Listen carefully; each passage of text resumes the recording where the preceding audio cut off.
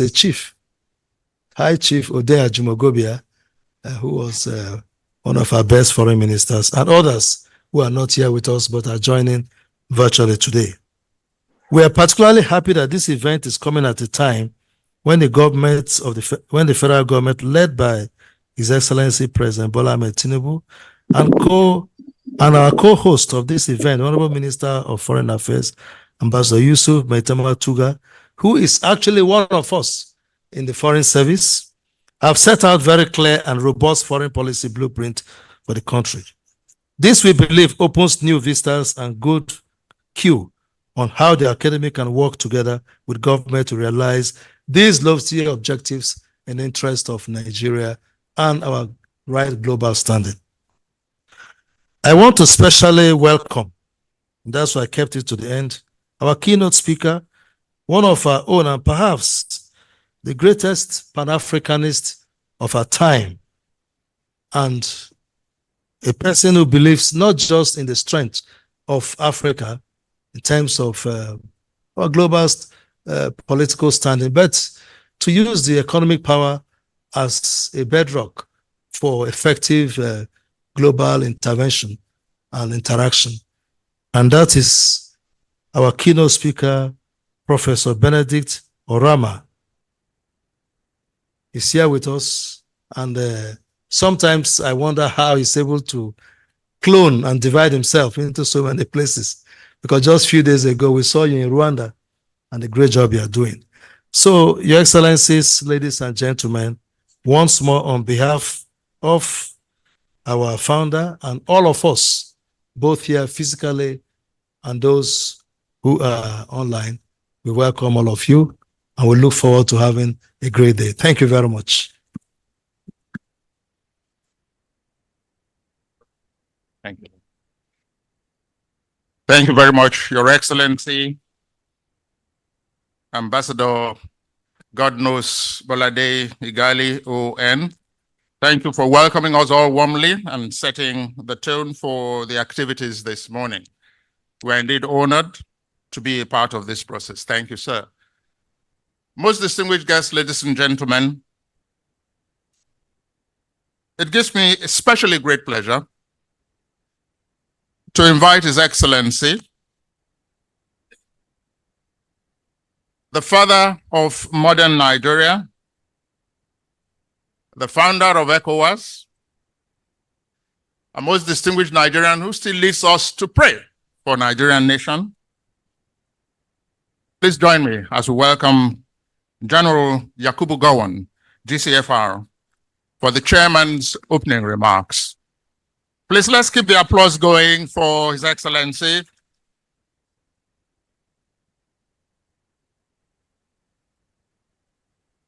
Thank you for the standing ovation. Thank you, sir. Thank you.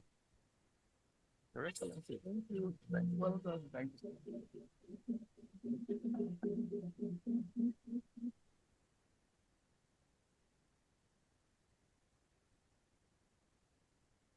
you.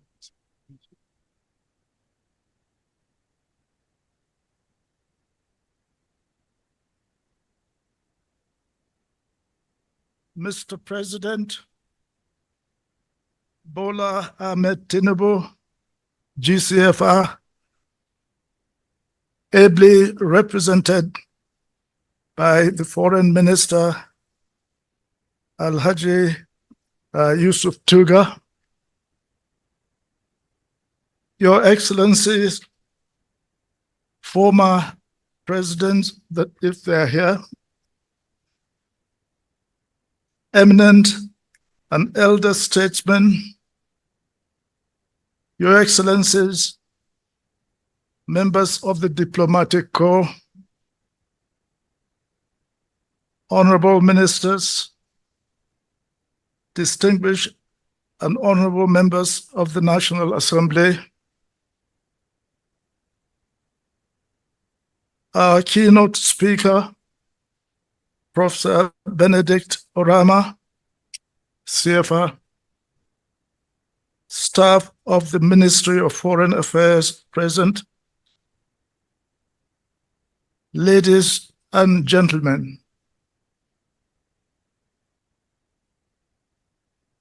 all protocols duly observed. Allow me to welcome you all most heartily to this important ceremony, the formal inauguration of the Academy of International Affairs, AIA, Nigeria, holding here in this beautiful Rotunda Hall, Ministry of Foreign Affairs, Abuja. And how did it come about? Following an earlier letter of invitation from Professor Bolaji Akinyemi, I recently received a team of distinguished retired diplomats and senior military officers who met me to it was a sort of friendly ambush to confirm my acceptance to be the chairman of the occasion, of this occasion. And so after a careful appreciation of the situation, this is a military term that you may not know, but I think those who went to staff colleges, RCDS, etc., will know it. Which I learned during my tutelage at the Military Academy, Royal Military Academy, Sandhurst, and other senior staff colleges, Camberley and Latimer. I had no hesitation acceding to the request, and now only have to focus on the ultimate objective of making this event a success. So here I am with you today, but with many good reasons, many good reasons. To start off with, the man himself, Professor Bolaji Akinyemi. I have always liked Professor Bolaji Akinyemi from the first time I saw him in a picture walking alongside President Babangida when he was foreign minister. Young and dapper, of course, full of hair. Well, I think he still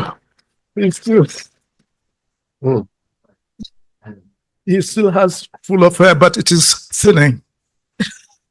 That happens to all of us. Then the long-standing relationship between the Akinyemi family and mine, rooted in familial and spiritual ties. Two of our fathers were both men in color. One that is his in white hard collar, and the other mine in soft cloth collar, because he is not a reverend, but an evangelist. Both of them in the service of God. And his elder brother, Dr. Venerable Reverend Abayomi Akinyemi, was for many years the vicar of our church, St. Piran's in Jos. We have formed enduring friendship with him and the families that now extend beyond mere duty. I have also closely followed the illustrious career and intellectual journey of Professor Akinyemi. In the realm of international relations and diplomacy, his brilliance, depth of knowledge, and insight into global trends are pivotal and unmatched. Throughout the span of his public service till today, he has generously and courageously shared his insight for the betterment of our nation and the global audience, and sometimes at a cost to his standing and reputation, that he remains resolute and undoubted. Congratulations, Professor Bolaji Akinyemi, President and founder of the Academy of International Affairs, Nigeria, AIA.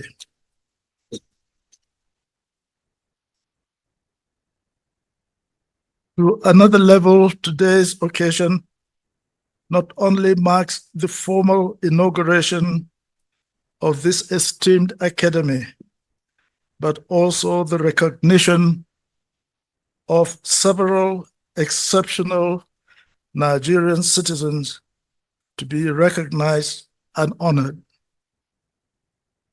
While many of them, at the moment I said 6, that is the number given to me, 6 honoraries are deserving of mention and praise. But permit me to talk only about 3 individuals from my generation. I don't know what that generation was, from the 1930 generation. I recall an encounter with one of them called Philip Asiodu, although if I'm in here, I say Chief Philip Asiodu. Now, he was not a chief then, he was just an ordinary young man like me. Then a much younger person in the mid-60s, as we prepared towards Nigeria's independence celebrations. He, a brilliant graduate of Oxford University, PPE, originally from Foreign Service, later transferred to the Home Service, and now acting Permanent Secretary, Ministry of Health. Then his integrity and commitment to prudence during the preparations and consideration of the budget of the independence celebrations put a doubt to the question of the military participation in all independence celebrations activities. This almost brought both of us on a collision path. The military strategy I adopted was to report to my superiors, General Officer Commanding, and the Ministry of Defense to withdraw military participation for the non-financial support, which Philip Asiodu insisted we should have had it, on our budget, not to us at the independence celebrations consideration. Well, you think of the military not playing a part in Independence Parade. All those young children marching smartly, and all the military men and the marching song, etc. You think of those not being part of that celebration. Well, the chairman of the meeting, then Permanent Secretary, Ministry of Internal Affairs, I think if I remember his name is Alhaji Mora, who happened to be my teacher when I was at Barewa College. Well, he took the matter up and straightened things up, amicably by saying that the military participation is so important to the independence celebration. And so I think he would look into our request. Well, that incident, I was so surprised. So I asked my colleague that was sitting next to me, and I said, who was that courageous, courageous young man? Who was that courageous young man? No, I think it is not courageous. Who was that intrepid young man, cantankerous young man? I said, who was that cantankerous young man? Now, I didn't realize that, of course, Philip Asiodu was just about a year older than I am. So you can see, calling him cantankerous young man. I think he was young as Professor Akinyemi then, when he was foreign minister. However, that incident went well. In later years, we became very, very good friends. And he served as permanent secretary in my government in the 9 years I was in office. And we became very good friends. And of course, he was entitled, one of those that was entitled super permanent secretaries, of the day. They did not give him that honor. Neither did I. But I think it is the media, the press, that gave them that honor, and they deserve it. They did not give it to themselves, because they know that at that time there is only one super permanent secretary, and that was the secretary to the government of the Federation at that time, and who also was head of service. But however, because of their performance, they are the people that the government used to use to articulate our policies at that time. So they got the title super permanent secretaries. And I must say, the civil servants in those days were absolutely both in the home service as well as in external service, all of them. And I can sort of see many of them there. Yes. Yes, it is you that I'm pointing at. Well, he was permanent secretary here in Abuja. Well done. Well, I appreciate them, and I will always continue to appreciate them because of their love and commitment to the country. And if they said that, yes, in fact, I'm father of the, of the nation at that time, they are the good civil servant believers and holders, who helped me to make sure that this country, continued. God bless you all. Well, similarly, the two other honorary awardees that I was given was Ambassador Abdullahi Atta and his sister, Ambassador Judith Atta, both esteemed members of, in a way, my extended family. They have made invaluable contributions to our nation in their respectful fields.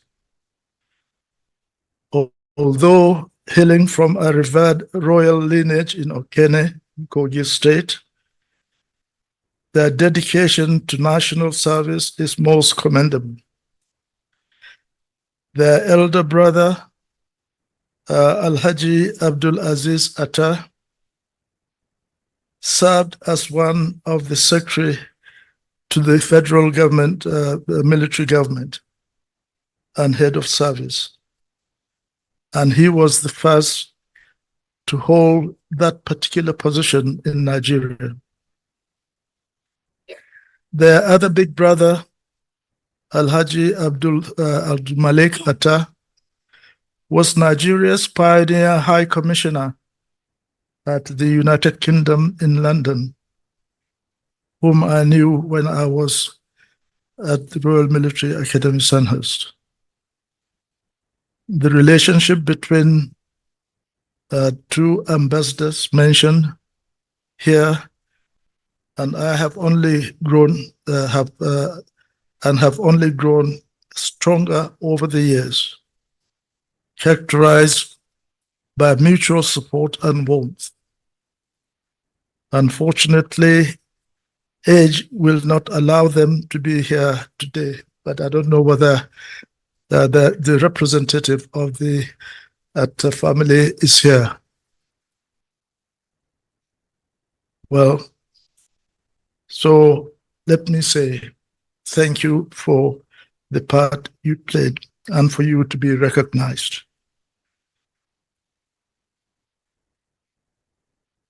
There are many others the Academy would like to recognize and honor, both in the private and public sector.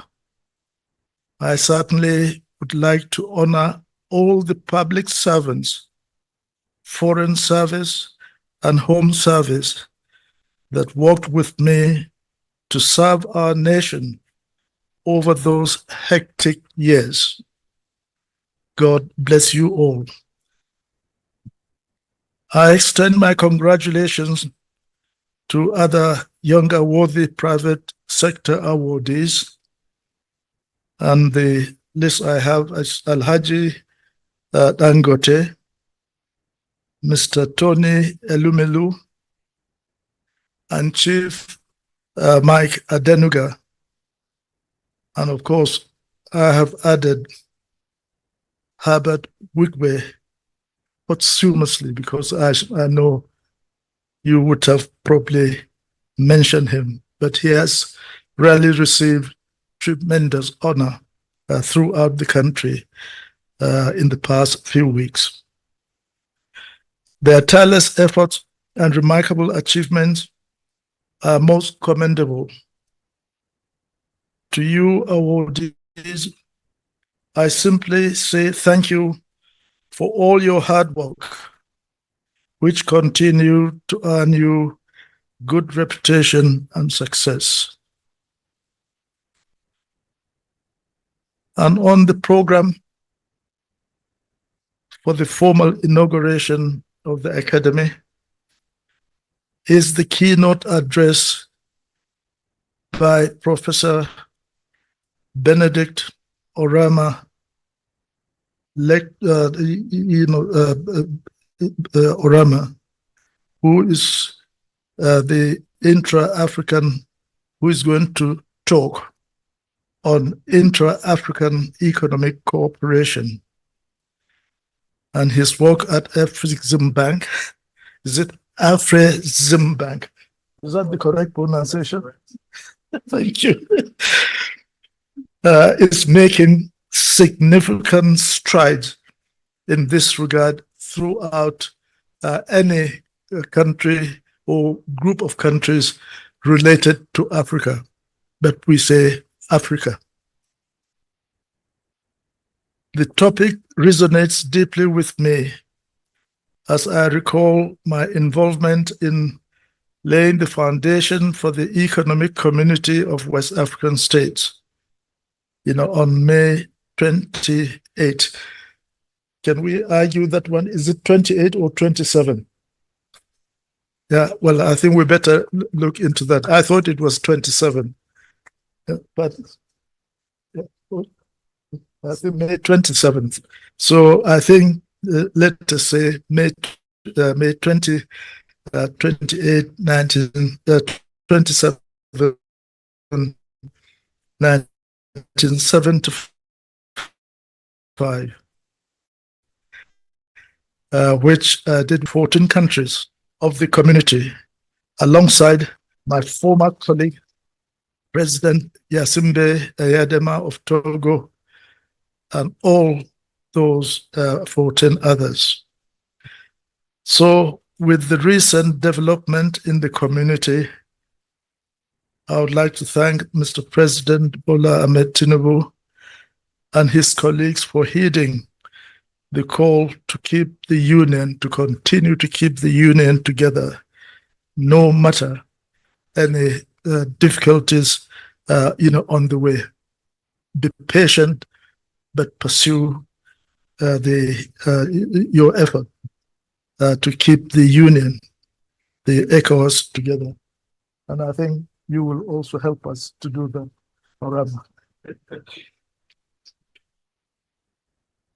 Mr. President, Your Excellencies, ladies and gentlemen, the establishment of this caliber of academy of this caliber, bringing together some of our nation's brightest minds in international relations, is highly commendable.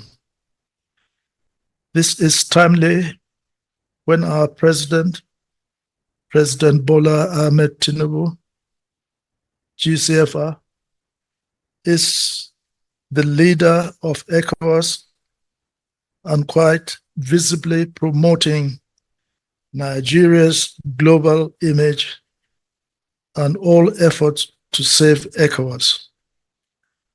While there are several government agencies that are created to perform the vital roles in formulating and implementing foreign policy, the wisdom and experience of private citizens with many years of foreign service are invaluable.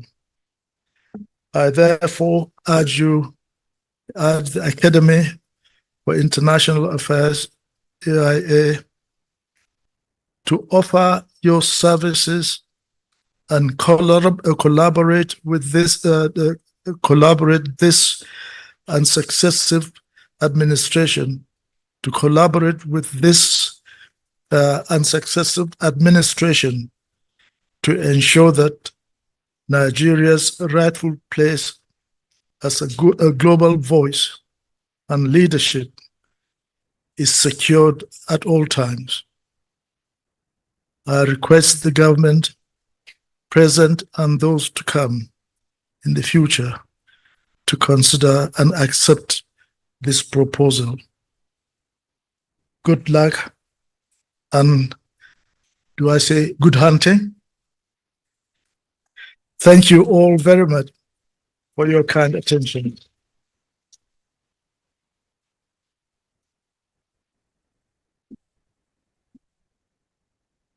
Thank you. Thank you very much, sir. Okay. Please, a resounding applause and a standing ovation for the father of modern Nigeria.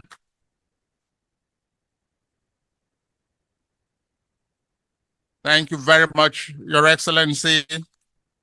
We're indeed honored by this great service to humanity, for graciously accepting to chair the inaugural conferment of fellowship and honors of very deserving and distinguished Nigerians.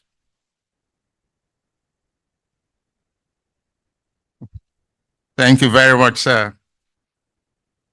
Just to announce that later this afternoon, immediately after this program here, the organization will be conferring on Ambassador Abdullahi Atta, CON, and Ambassador Sefi Judith Atta, CON, the honorary fellowship of the Academy in their residences here in Abuja immediately after this program. They are unable to be here with us because they are quite young in age. And in Lagos, the Academy would also confer on Isioma Philip Asiodu, CON, the same fellowship. at a later date. And to say that the distinguished fellows of the academy from the private sector that our chairman mentioned earlier on will be conferred with the fellowship at a date to be announced later. They are unable to be here with us, and we had had to skip that aspect of the program in deference to the painful passage of one of their colleagues in the private sector in Nigeria.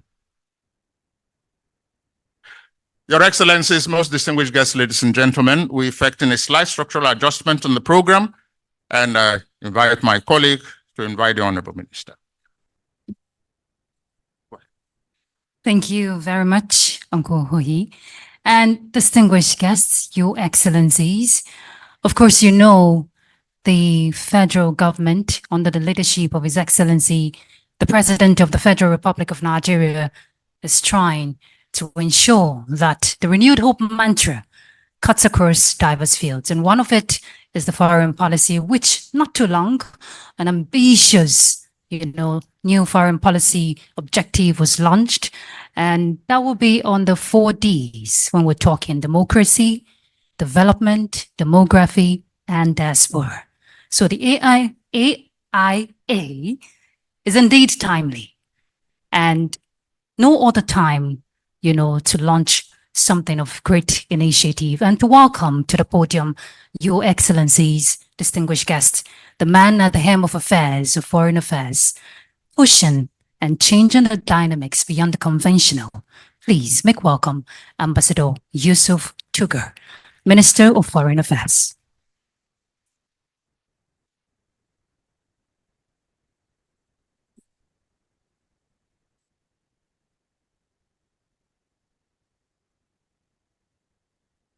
Your Excellency, former Head of State, General Yakubu Gowon, and I'd like to say how lucky we are to have him, his wise counsel, someone we can always run to whenever we need advice.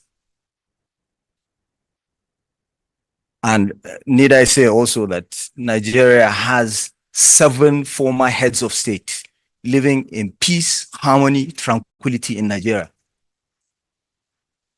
I think it's a measure of how stable Nigeria is. Your Excellency, the representative of the Vice President, Dr. Hakim Baba Ahmed, Your Excellency, the President of the Academy of International Affairs, Professor Bolaji Akinyemi. I always regret that I narrowly missed being his student when he was on a sabbatical outside Nigeria after one of our military coups, and I was going to be his student, but unfortunately he came back to take on a higher office. President of the Afrexim Bank, Professor Benedict Orama, representative of the SGF, Your Excellencies, former ministers and former permanent secretaries here present, Your Excellencies, members of the diplomatic corps, members of the academy, distinguished ladies and gentlemen. You're going to have to forgive me because we have FEC today, Federal Executive Council meeting, which starts at 12. So I'm going to be rather brief, and I hope in doing so, I don't come across as being uncivilized, because I think it was Winston Churchill that once said that no man in a hurry is quite civilized. So here goes. I would like to speak to the whole idea of setting up this think tank, which I think is very, very useful for us here in Nigeria, because in some countries you have politicians such as myself and others leaving office at the end of administrations and then going into think tanks to fine-tune their policies and their ideas. And then if they win elections, they come back out again. And of course, you also have diplomats and the diplomatic corps within such think tanks. Some are even exclusively for them.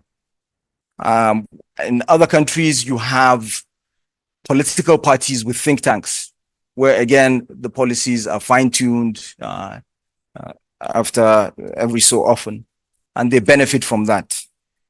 Here in Nigeria, we're yet to have that, so it is always very, very encouraging, and especially one such as this one with all the experience and the cerebral firepower therein. So I would like to assure that in implementing our foreign policy agenda, it is an agenda, it is not an objective. They're not objectives. The 4Ds, democracy, development, demography, and diaspora, are not foreign policy objectives. The objectives are already enshrined in the Constitution of the Federal Republic of Nigeria. So we're not, that is sacrosanct. This is an agenda, and we will continue to rely on the think tank. And of course, we have constantly been engaging with its members anyway in doing our best to implement this agenda.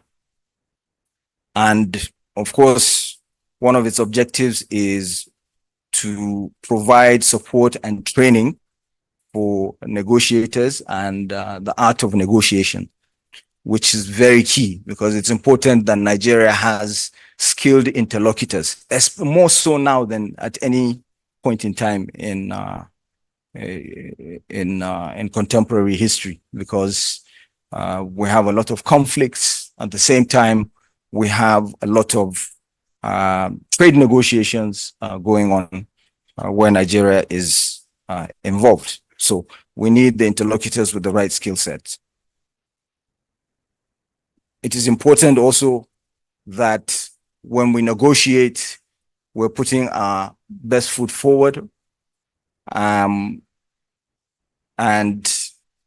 of course, that we negotiate 21st century agreements. So we're talking free trade areas. We don't want to be continuously pulled back to negotiating 20th century agreements that are mercantilistic in approach. So this should be the outlook, and that is why we need the academy also to help prepare us for such engagements.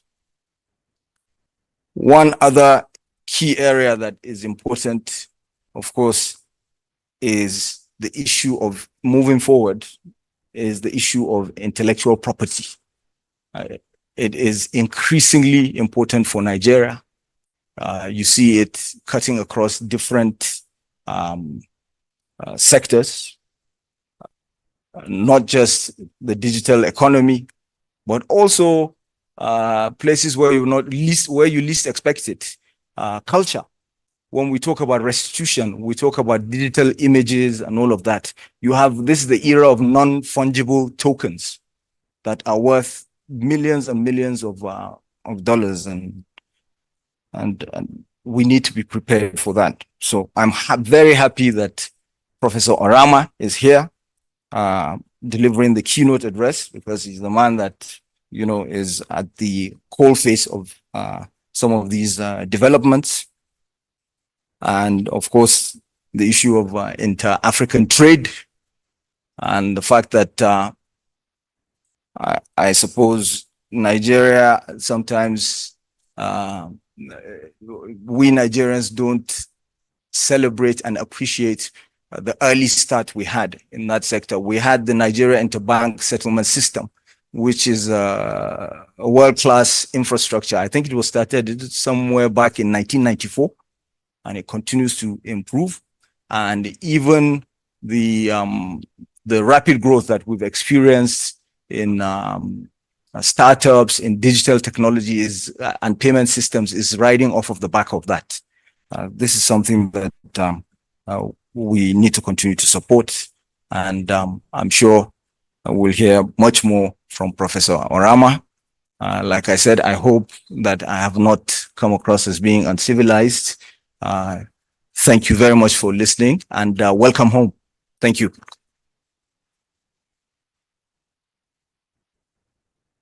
Once again, let's appreciate the Minister of Foreign Affairs, Ambassador Yusuf Tugar. Thank you very much for that insightful delivery. Of course, Nigeria has continued to position herself among Committee of Nations. If we look around us, beyond our resources, we have great minds with which we're all privileged, to be blessed with in this hall. And of course, there's no better person to be the pioneer president of this academy. And before we welcome on stage the founder and the president of the academy, Professor Bolaji Akinwumi, CFR, I'll just take you through a bit of his profile. Of course, he's a political professor of political science, and he served as Nigeria's external affairs minister. That was from 1985 to 1987. Akinwumi was appointed by the then head of military government of Nigeria, Ibrahim Babangida. And in his position as Minister of External Affairs, Professor Akinyemi headed numerous Nigerian delegations. That was in the 80s. Among the delegations he headed was Nigeria's delegation to the United Nations General Assembly, the Association of African Unity Council of Ministers, General Assembly Annual Session, the United Nations General Special Session on Critical Economic Situation in Africa, the Budget Session on the Council of Ministers of the Organization of African Unity. Among other reputable sessions, he led the Nigerian delegations back then. He has continued to contribute his own quota for national and economic prosperity of the nation. A prolific author, a great scholar, a true leader, one we can all not get enough from his expertise and wealth of experience. Your Excellency, distinguished guests, please make welcome the former Director General, Nigerian Institute of International Affairs, and former Foreign Affairs Minister and pioneer president actually, of Academy of International Affairs, Professor Bolaji Akinwumi.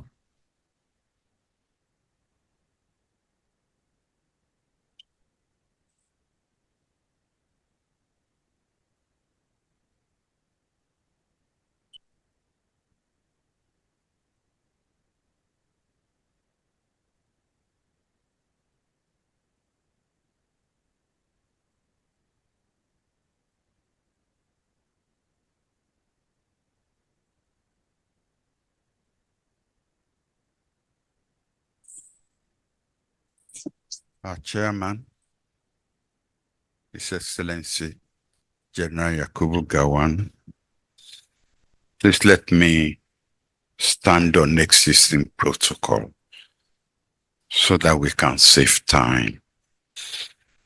The gentleman here brought the microphone to me to speak while sitting down. And I said to him, General Gowon stood up speaking, and you want me to sit down speaking? It's just not going to happen. One of the things I admire a lot about General Gowon is his style of speaking. He carries you along with him. You cannot be bored. And I have tried to copy that style. Not too successful, I must say. But I'm going to try something today. General Gowon had made reference to our relationship.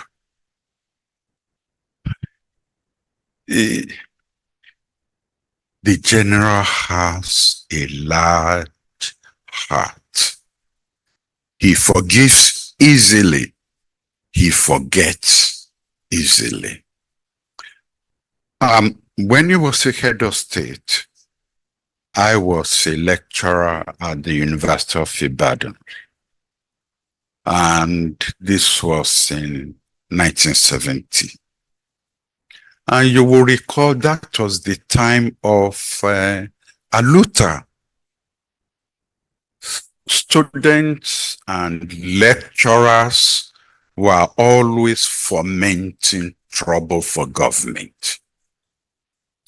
And in some places in Africa, you will end up in jail for doing that. But not in Nigeria. I recall on one occasion when General Gawana's visitor came to the University of Ibadan.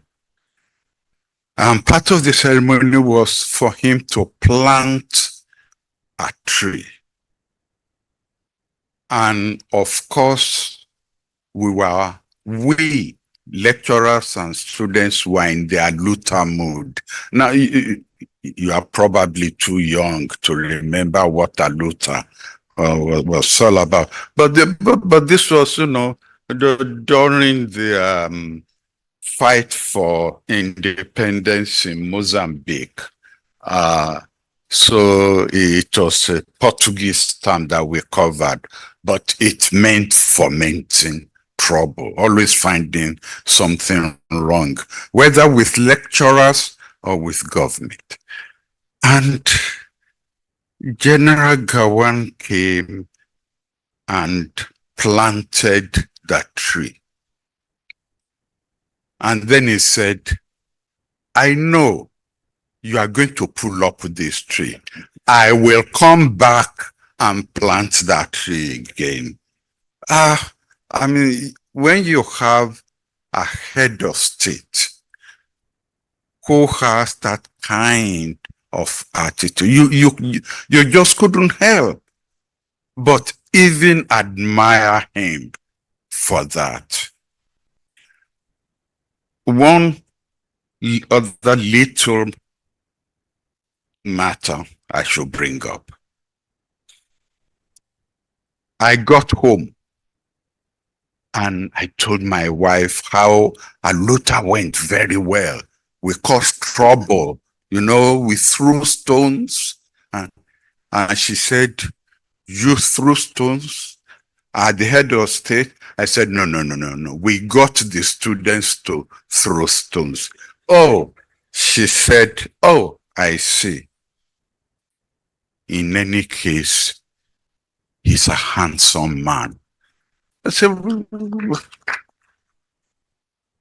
so I said to her, what do you mean he's a handsome man? Where did you see him? Oh, he said as his car drove past, she was one of those who was waving at the junction. I said, excuse me.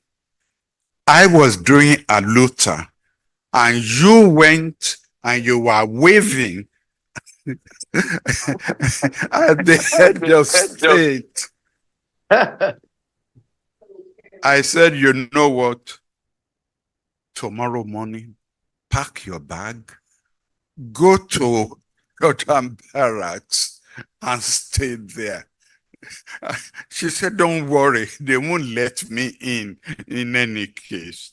So in a way, my relationship with the general was one that has sunk into me.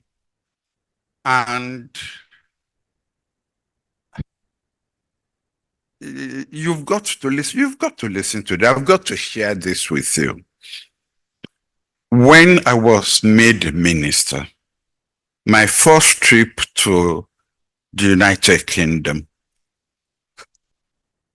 the Nigerian British Society decided to give me a reception. It was snowing very heavily. And not too many Nigerians showed up because there had just been a change of government and not too many people wanted to be, associated with the new government. And then a taxi pulled up. And guess who came out of that taxi with an umbrella? General Gawan. He came to honor me.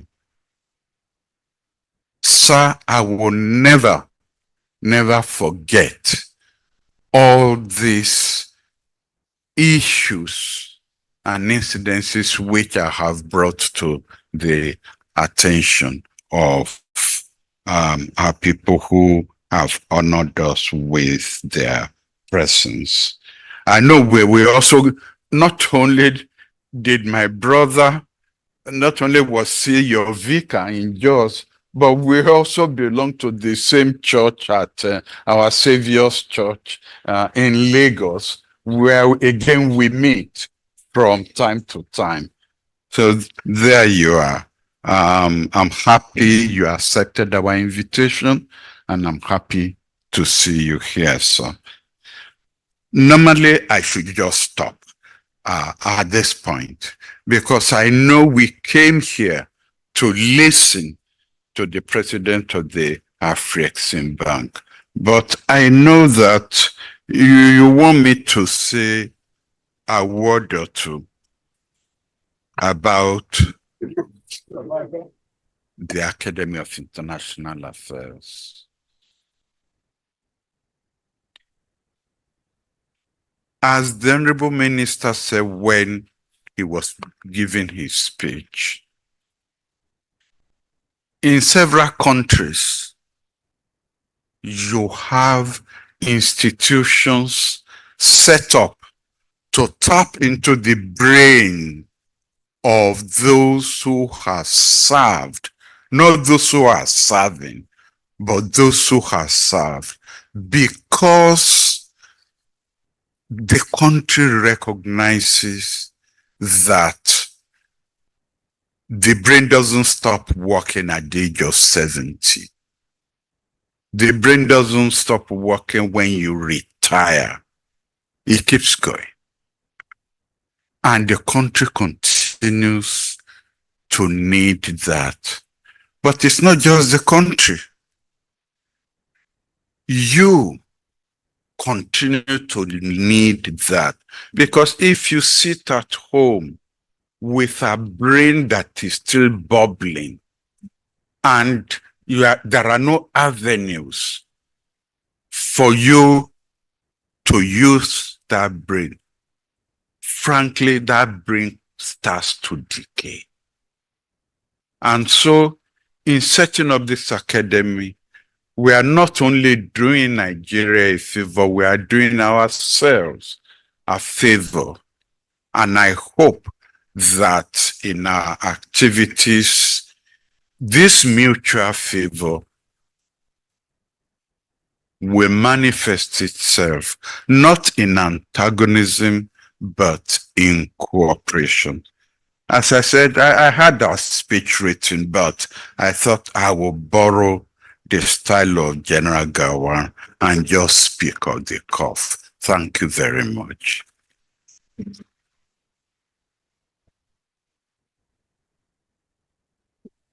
Thank you, sir. You're welcome. Thank you.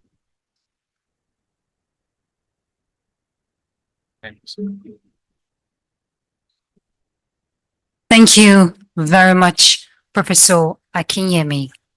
Please, once again, let's put our hands together to appreciate a man who has continued to contribute his own quarter. And he's not even tired. He's ready to do more. Thank you very much, sir. Thank you. All right, and to prepare the minds, our minds rather, and to welcome our keynote speaker, let's first of all make welcome Professor Adewumi Falode, Associate Member, and Professor of International Relations and Strategic Studies. He will do us the honors, Your Excellencies, to introduce our keynote speaker. Please, a round of applause for him.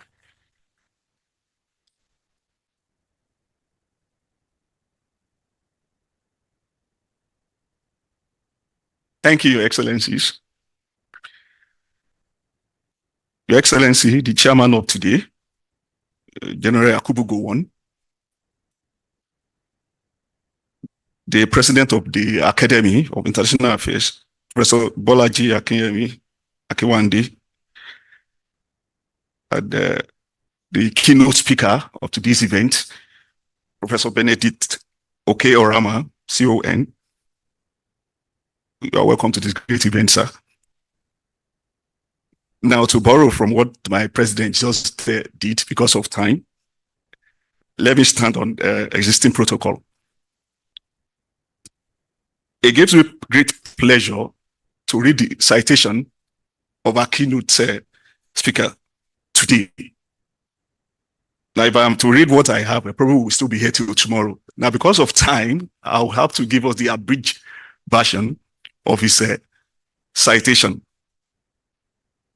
Professor Benedict Okechukwu Oke-Orama, CON, was born on 24 July 1961 in present-day Rivers State. Professor Orama attended the Merchants of Light School in Oba before obtaining a bachelor's degree in agricultural economics from the University of Ibadan in 1983. He obtained his master's degree and doctorate of philosophy from University of Ife, now Bafemi Awolowo University, in the same field. He then went on to earn an advanced management certificate from Columbia Business School in New York. Professor Orama joined the Nigerian Export-Import Bank as an assistant manager in 1992. Then in 1994, he joined the African Export-Import Bank and served as a chief analyst and went through the rank until he became, in 2015, the third president of the bank, Afrexim Bank. Professor Orama is a chairman and member of different boards, both in Nigeria and internationally. Orama serves as the chairman or member of the board for a number of organizations. He is the chairman of the board of directors of the Fund for Export Development in Africa, the chairman of the management board of directors of the Pan-African Payment and Settlement System, the current chairman of the executive committee of the Arab-Africa Trade Bridges, is also the chairman of the board of trustees of the African Union COVID-19 response. Professor Orama is also a member of the Intra-African Trade Fair Advisory Council and a member of the Practitioners Advisory Board of the Institute of Trade and Innovation at Offenburg University, Germany. Professor Orama has received numerous recognitions and awards. In 2023, he was honored with the Congolese National Honor, the Officer of the Congolese Order of Merit. In 2022, he was honored with the Commander of the Order of Niger by the federal government of Nigeria. Earlier in 2019, he received the Russian Federation State Award of the Order of the Friendship for his role in promoting Russia-African trade and investment relations. In addition, Professor Orama was named Africa's 2023 Person of the Year by Forbes Africa.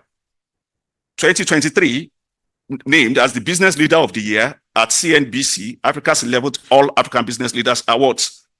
And in 2017 and 2022, African Banker of the Year by the African Bankers magazine. Professor Orama has been listed as one of the 100 most influential Africans by the New African magazines from 2019 to 2022. And among the top 100 influential Africans by Afrique magazine for multiple years since 2017. Thank you. He also holds an honorary doctorate from the Bafemi Awolowo University and Nnamdi Azikiwe University. Professor Orama has published several books. And of course, he has written several international articles in reputable journals. Once again, join me in welcoming Professor Benedict Orama. Thank you, sir.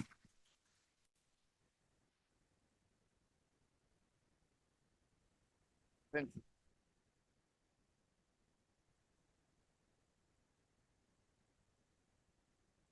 We can keep it there, just in case.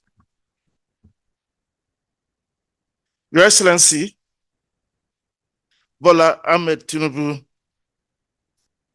who is a special guest of honor represented today by his political advisor, Dr. Buba Ahmed.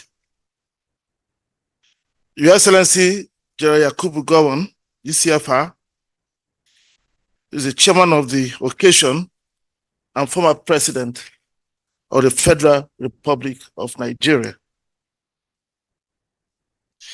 Members of the National Assembly here present,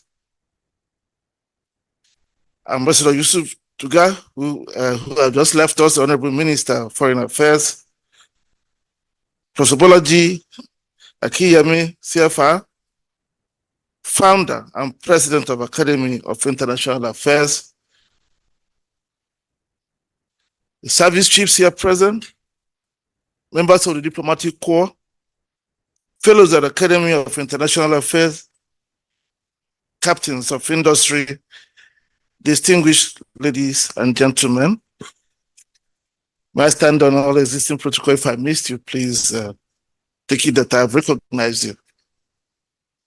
Please allow me to start by expressing my deepest appreciation to the organizers of this event for the high honor and privilege of addressing this esteemed audience on the occasion of the inauguration of the Academy of International Affairs. Congratulations to Professor Bolaji Akinyemi for his vision, inspiration, and hard work in setting up this remarkable think tank. This platform promises to be a crucible for insightful policy making in Nigeria and indeed Africa at large. With some of the best minds as members of the Academy, its policy outputs will certainly be priceless. I'm very proud to be associated with this, and I'm sure that the institution I lead, the Flexing Bank, will be very pleased to support and partner this think tank. Because we believe that development starts from the brain. It's what we think that eventually becomes products we can see. And I hope, Professor, that we can discuss how we can support this and expand its reach to other parts of our continent.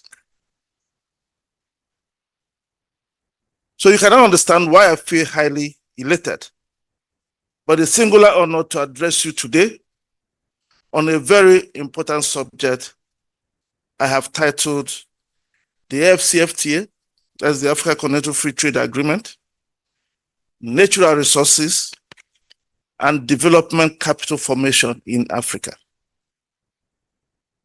As a subject matter, I have spent considerable amount of time reflecting upon and researching.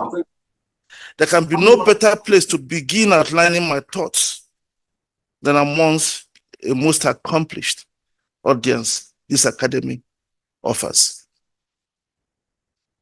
Your Excellencies, distinguished ladies and gentlemen, upon gaining political independence, African leaders set their sights on attaining economic independence and bridging the development gap between the continent of Africa and the developed world. Regrettably, after 60 years of these efforts, progress remains short of expectations. The facts are there for all to see. Instead of being the breadbasket of the world today, our continent remains a basket case in many spheres. For instance, Africa now accounts for 39% of the global poor, despite accounting for just 17% of world population. The income gap between Africa and wealthy nations remains unacceptably high. While countries such as China and India have narrowed the differences, Africa's GDP per capita as a percent of the average GDP per capita of the USA still languishes at 3%, below where it was 40 years ago at over 8%. Africa is also lagging in other measures of development and global competitiveness. For example, Africa's share of global trade, which averaged over 5% in the 1960s and 1970s, has declined steadily and now averages under 3%.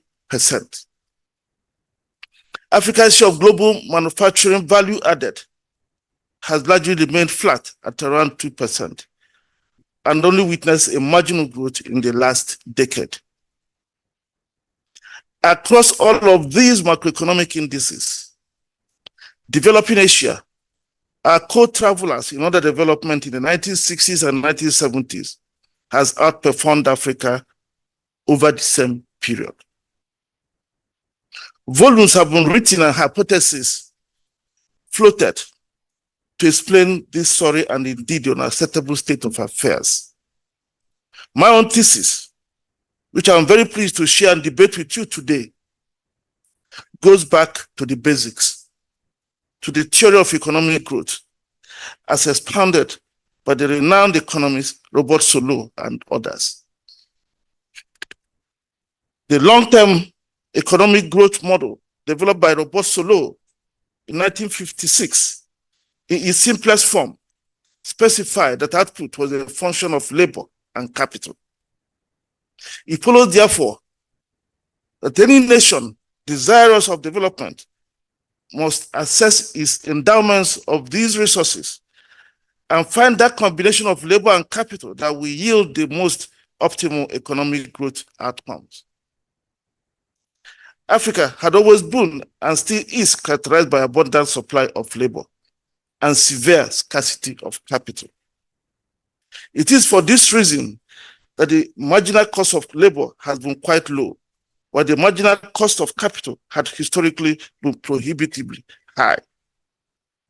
One would think that in a continent with such endowments and characteristics, the focus would have been on how to effectively harness the abundant supply of labor to drive capital formation and accumulation in a carefully orchestrated, phased strategy. Your Excellencies, distinguished ladies and gentlemen, instead of promoting and implementing policies that considered labor as our greatest resource, we had historically and even today considered our natural resources, the minerals under our ground, as our greatest resource. If I ask a Nigerian, what is your greatest resource? He would tell me we have so much oil. He wouldn't tell me we have so many people. This misidentification of our resource endowment has several consequences. First, it deprioritizes human capital development, which is why we have an army of unemployed and functionally unemployable people.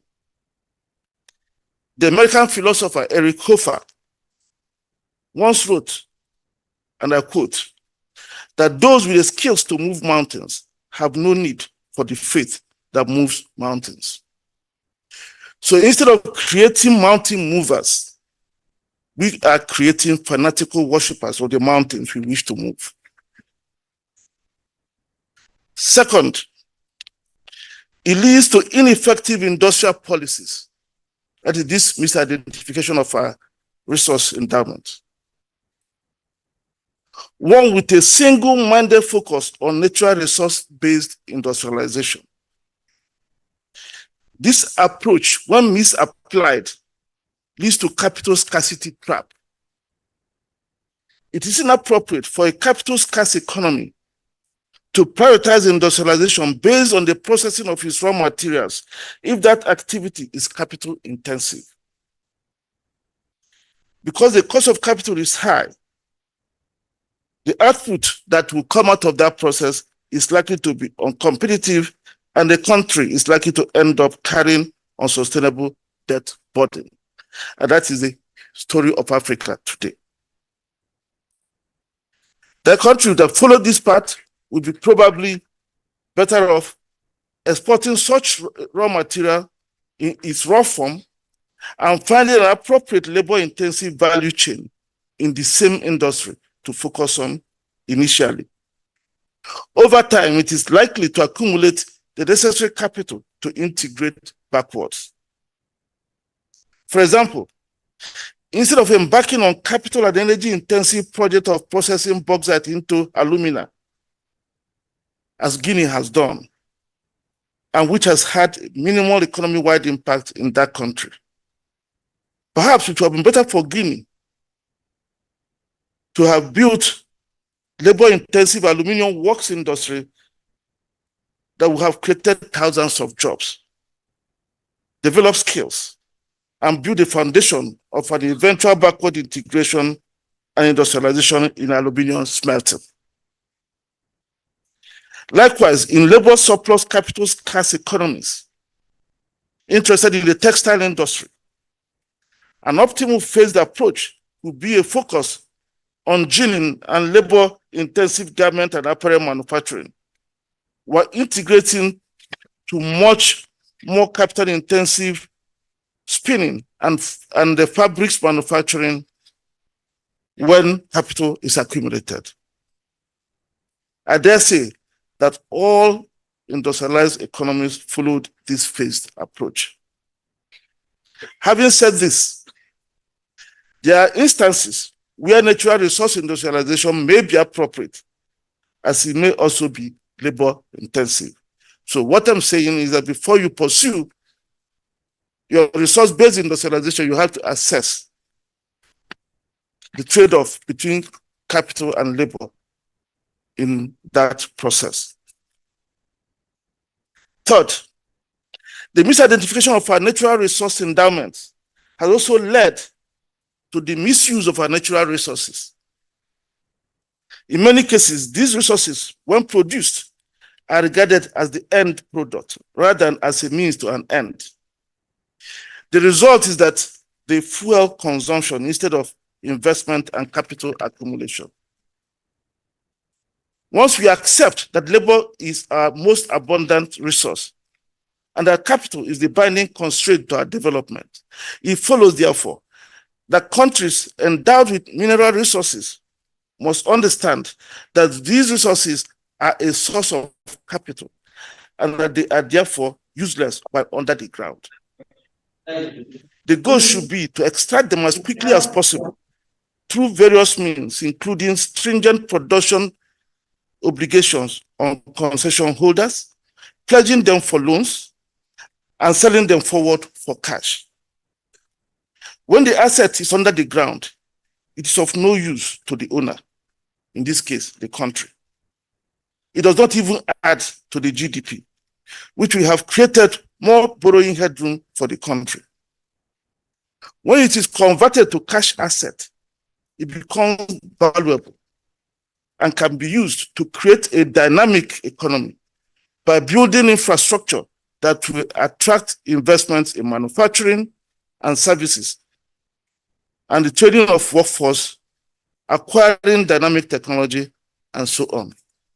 And in fact, the reason that Africa has remained very poor is because we remain on the commodity level. We continue to look at our mineral resources as an asset, not a means to our end. Leaving minerals under the ground incentivizes their use to fund consumption instead of investment. I invite you to go back to history and check what Nigeria's oil revenues were used for in the national and state budgets.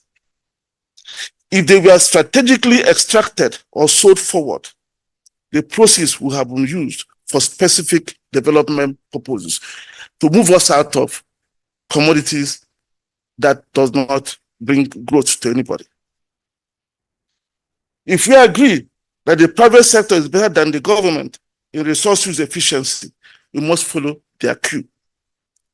Every mining company sets aggressive extraction targets in concessions they are given because they know that leaving minerals under the ground is very risky, ranging from risk of technical and demand obsolescence to political, social, environmental, and other risks.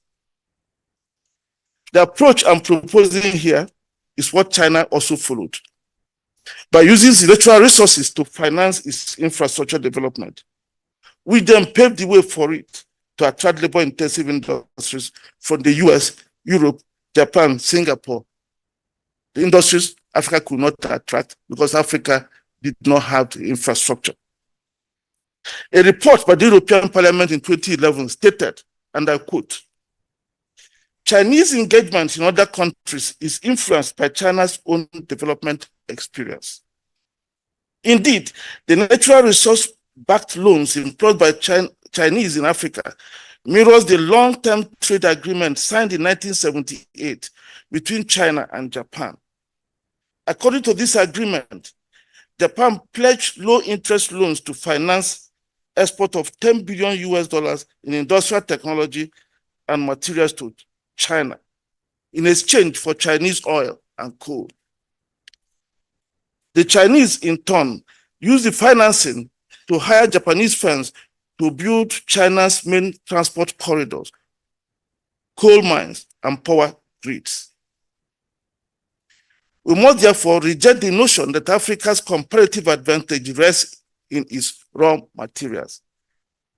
We are being told this by people who want us to keep those raw materials for them so they can come and be getting them cheaper and cheaper in real terms every year.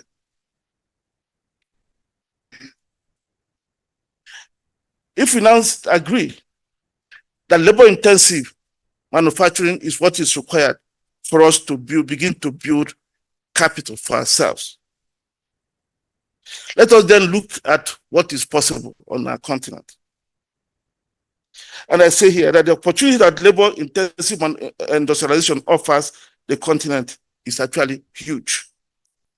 We can potentially create a regional value chain of between $50 to $60 billion, rising to $100 billion per annum, by simply replacing the light manufacturers that currently come in from Asia, while capturing market shares in the US and Europe, given current geopolitical tensions. Making our people, our labor, the centerpiece of our industrial and indeed overall development policy requires that we unlock the AFCFTA.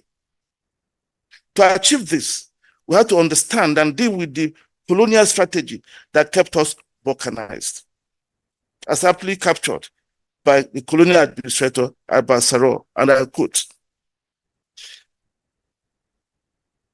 economically, a colonial possession means to the home country simply a privileged market whence it will draw the raw materials it needs, dumping its own manufacturers in return. Economic policy is reduced to rudimentary procedures of gathering crops and bartering them. Moreover, by strictly imposing on its colonial dependency the exclusive consumption of its manufactured products, the metropolis prevents any effort to use or manufacture local raw materials on the spot and any contact with the rest of the world. The colony is forbidden to establish any industry, to improve itself by economic progress, to arise above the stage of producing raw materials, or to do business with the neighboring territories for its own enrichments across the customs barriers erected by the metropolitan power, unquote. So you can agree with me that to make progress, we have to reverse engineer this strategy. A key element of that reverse engineering project must be financial institutions that will be able to use intellectual capital and convening power to mobilize domestic and external funding that will be required at every stage. we realize that it is the same misplaced priority that made it difficult for Africa to create strong development financial institutions that are adequately capitalized. Although there were efforts in many countries to create national development financial institutions, these were decimated by structural adjustment policies, exposing our countries completely to a lopsided global financial architecture with the consequences we all witness today. One of those consequences is a weakened financial services industry, which paved the way for foreign international banks to become dominant players on the continent. If, as I established earlier in this speech, capital is a binding constraint to Africa's economic growth, why then should Africans not be in control of the capital they need for development? Why is it that we allow others to control our capital? Americans control American banks. Europeans control European banks. Chinese control Chinese banks. Indians control Indian banks. It's only in Africa that others control our banks. At its peak, the share of banking assets held by foreign banks in Africa reached 73% in 2010. While there has been a significant reduction over the last decade, driven by a combination of factors, including, in fact, by the activities of Nigerian banks.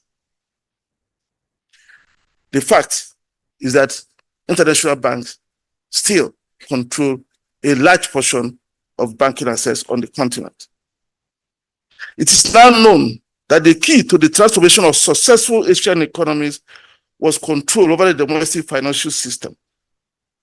The primary goal of foreign banks in any economy is largely to support the businesses of their home countries.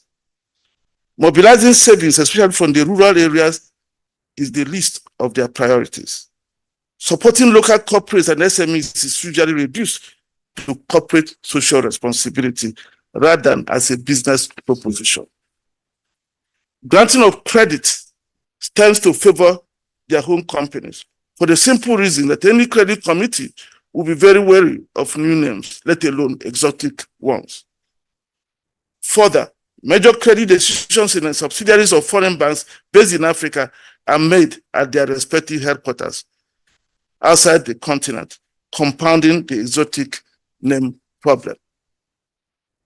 Your Excellency, distinguished ladies and gentlemen, in order to reverse some of these fragilities, Africa created a number of multilateral financial institutions, including Afreximbank, the institution I lead.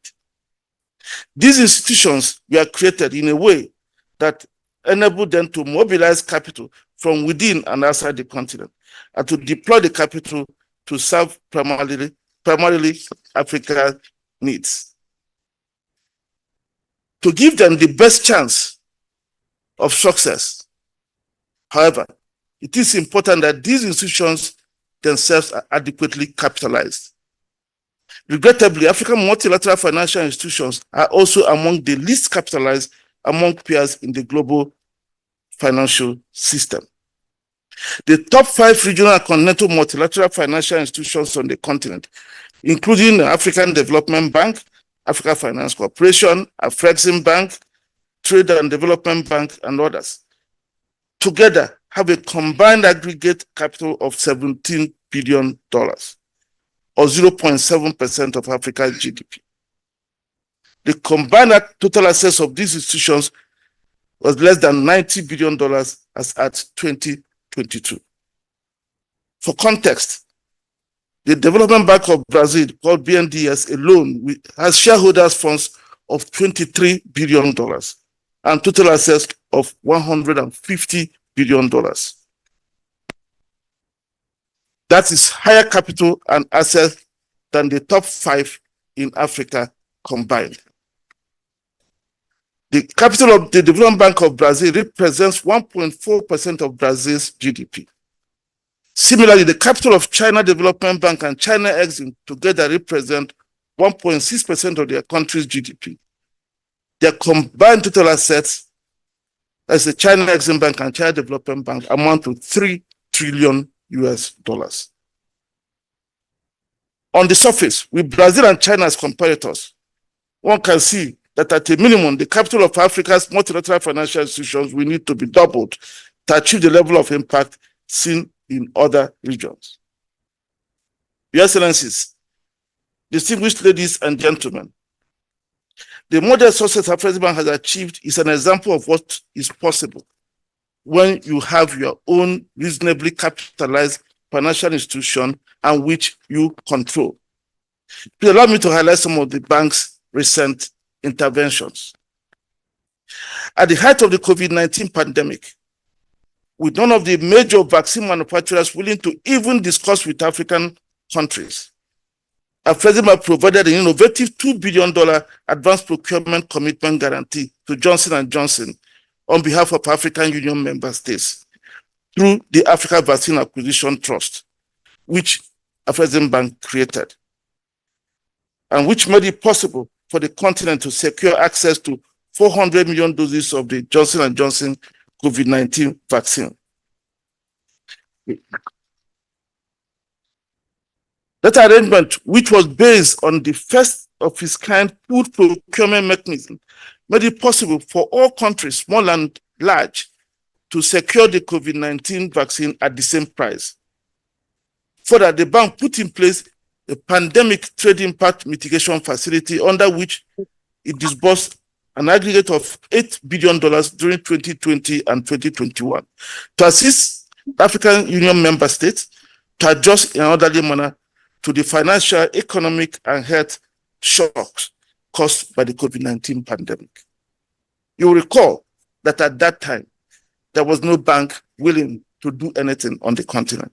So if we didn't have an Afreximbank, one wouldn't know what would have happened. And since we're in Nigeria, I can also point to the Dangote refinery and petrochemical plant, which became operational recently, incorporating the largest single-train refinery in the world and one of the largest nitrogen fertilizer and petrochemical plants globally. Afreximbank is the largest lender to the project, providing $2.5 billion directly and indirectly.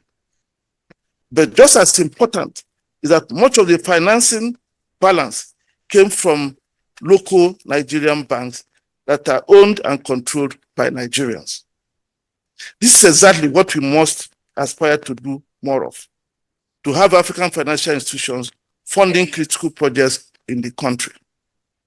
If we didn't do what we did in Nigeria to strengthen the banking system, perhaps the Dangote refinery will emerge, but it will be much more difficult.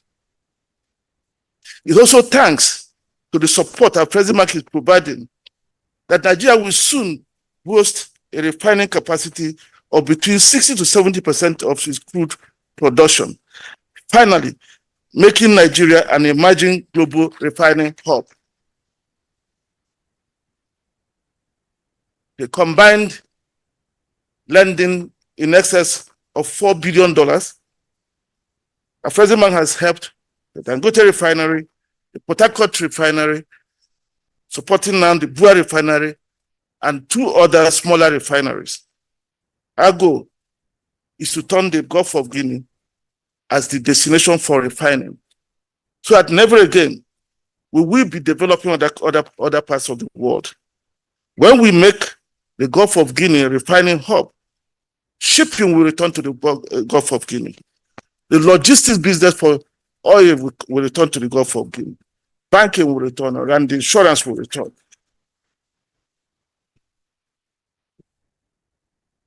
So the effort we are making there is also extending to other countries, because along the Gulf of Guinea, we produce about 5 million barrels of crude.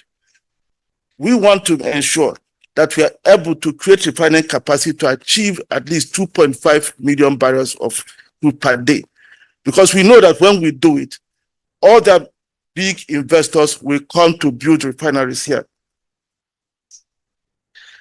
Similarly, Afreximbank played a critical role in arranging the $2.9 billion financing towards the development of a hydroelectric dam project in Tanzania. The Rufiji Dam project, which is the largest intra-African EPC project, is being developed solely by African contractors, Egyptian contractors, and financed by Afreximbank and a group of Egyptian and Tanzanian banks put together by Afreximbank.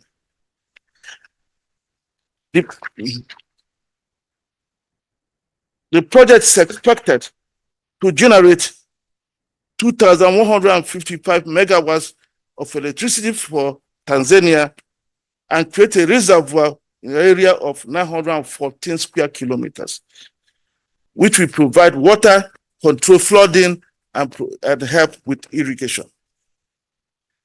Your Excellencies, distinguished ladies and gentlemen, permit me now to outline the efforts Afreximbank is making towards contributing to the reverse engineering of the colonial strategy as espoused by Albasaro and which I quoted earlier. We recognize that Afreximbank was created some 30 years ago in anticipation of that day when a continental free trade agreement will be in place. Afreximbank has accordingly become a strong partner, indeed a financial arm of the AfCFTA implementation.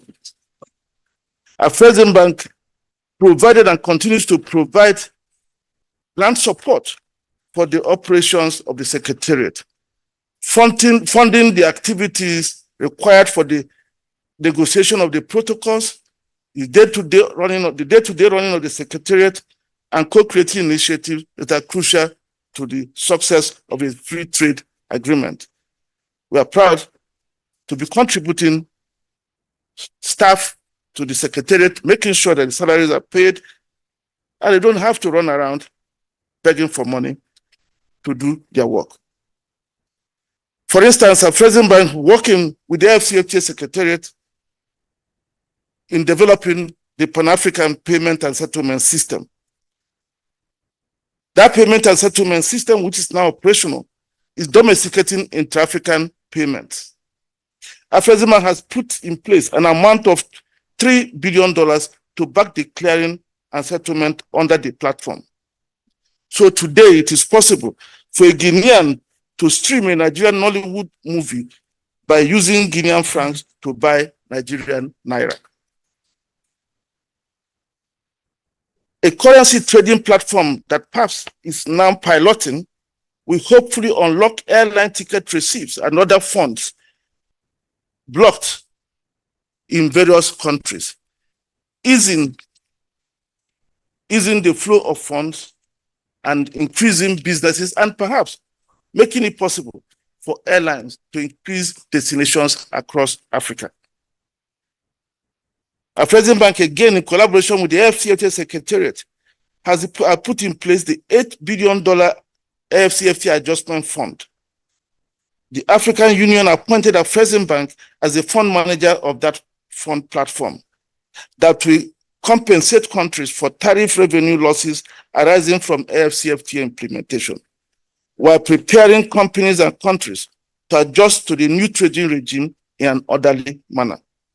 Afreximbank is contributing $1 billion to this fund because we believe that it is the fund that will make it possible for some borders to remain open for free trade under the agreement. And because moving goods across the 110 borders that Africa has been a major challenge to intra-regional trade. Afreximbank is collaborating with the African Union Commission, the AfCFTA Secretariat, and the COMESA to put in place a regional transit guarantee scheme.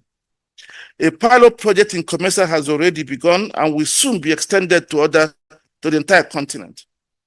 Under the arrangement, Afreximbank serves as the regional transit guarantor, making it possible for goods to move across borders under one transit bond. So today, making it possible for goods to move from Cape to Cairo without having to stop at every border. A $1 billion guarantee limit has been approved by Afreximbank to support this effort.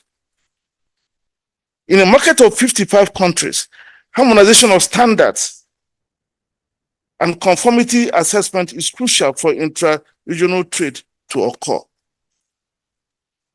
Accordingly, through grant financing, Afreximbank has has supported the African Regional Standards Organization to harmonize standards in the pharmaceutical and medical equipment and now textile sectors. We're working together with the Council of Ministers of Trade as they negotiate trade in each sector to begin to harmonize standards in those sectors. So work is progressing with regard to other sectors. But we also know that given that establishing the standard is one thing and conformity assessment is another, Afresiban has set up a subsidiary called the Africa Quality Assurance Center, which is developing testing, inspection, and certification centers across Africa. A project has been completed in Ogun State, planning to start projects, one in the northern part of Nigeria and another in the eastern part of Nigeria. But at the same time, projects are underway in Kenya, Egypt, Cameroon, Benin, Gabon, Togo, and other parts of Africa. Because we know that when we harmonize standards and we do not have the infrastructure to test, the harmonization will be for nothing and trade would not be able to flow. With addressing the issues of trade information on the continent in mind, because we believe that trade information is the greatest constraint to intra-regional trade. We are making effort through so many avenues, including digital, to provide the trade information. In collaboration with the African Union Commission, the FCFA Secretariat, and other partners, our president has put in place a biennial inter-African trade fair. The last edition was held in Cairo in November 2022, and deals in excess of $40 billion were concluded and over 35,000 visitors participated. We've had 2 trade fairs in 2018, again in Cairo, and in 2021 in Durban, South Africa. The 4th edition will be holding in Algiers in 2025. I want to state here that because of the requirements for space, requirements for hotel, Nigeria will need to do a lot more investment to be able to host this trade fair. Africa today spends an amount of about $6 billion abroad annually on medical tourism. Nigeria alone spends an estimated $1.5 billion annually. Beyond the financial cost, the number of people who die needlessly due to inadequate healthcare in our continent is large. Even sometimes people may have the money, but they do not have access to visas to travel when they need it. To combat this, Afresiban created a subsidiary called, which has its headquarters here in Nigeria, and thanks to the Ministry of Foreign Affairs for making it possible. So we created the Africa Medical Center of Excellence, which we are using. This entity is mandated to develop quaternary level hospitals across Africa in each sub-region of the continent. The first project is underway here in Abuja. We expect it to be completed February 17, 2025, which is a 500-bed hospital. It's a 500-bed hospital underway, which is being built in partnership with King's College Hospital, London, and Christie's Oncology Center and University of Wisconsin Teaching Hospital. You are invited to visit the site, which is in Apple Village, near the Mechanic Village. Also by the hospital, following an agreement we entered into with King's College London, we will be developing a campus of King's College Medical School by the hospital.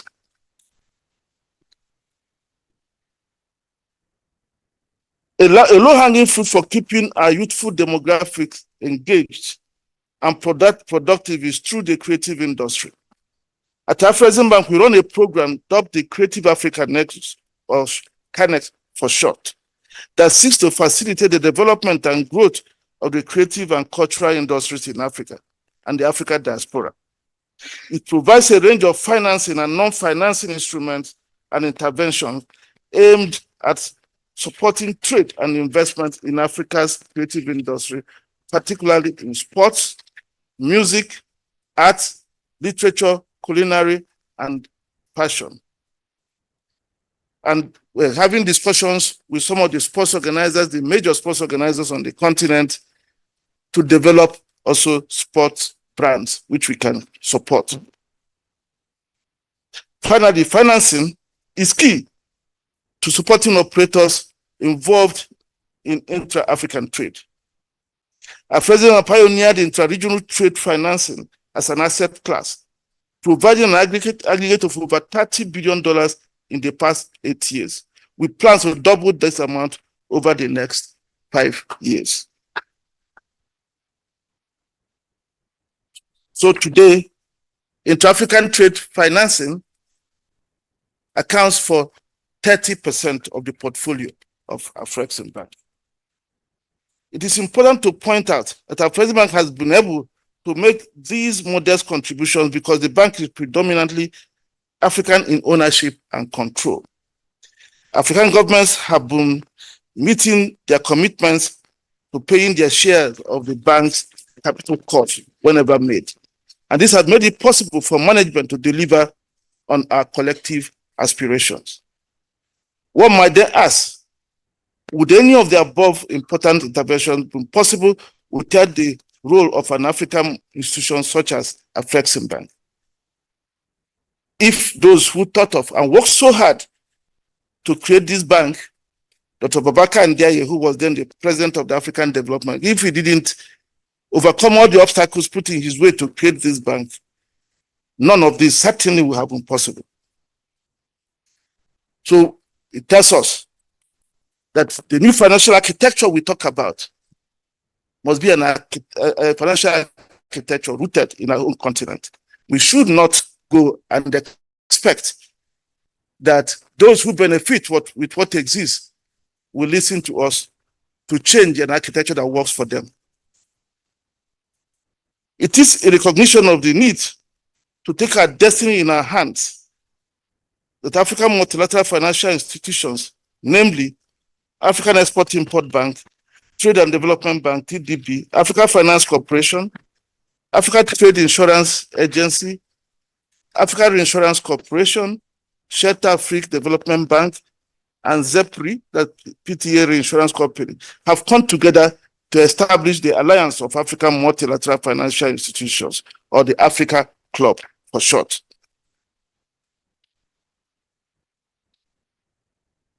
This alliance was established with the support of the African Union Commission on the 17th of February this year in Addis Ababa.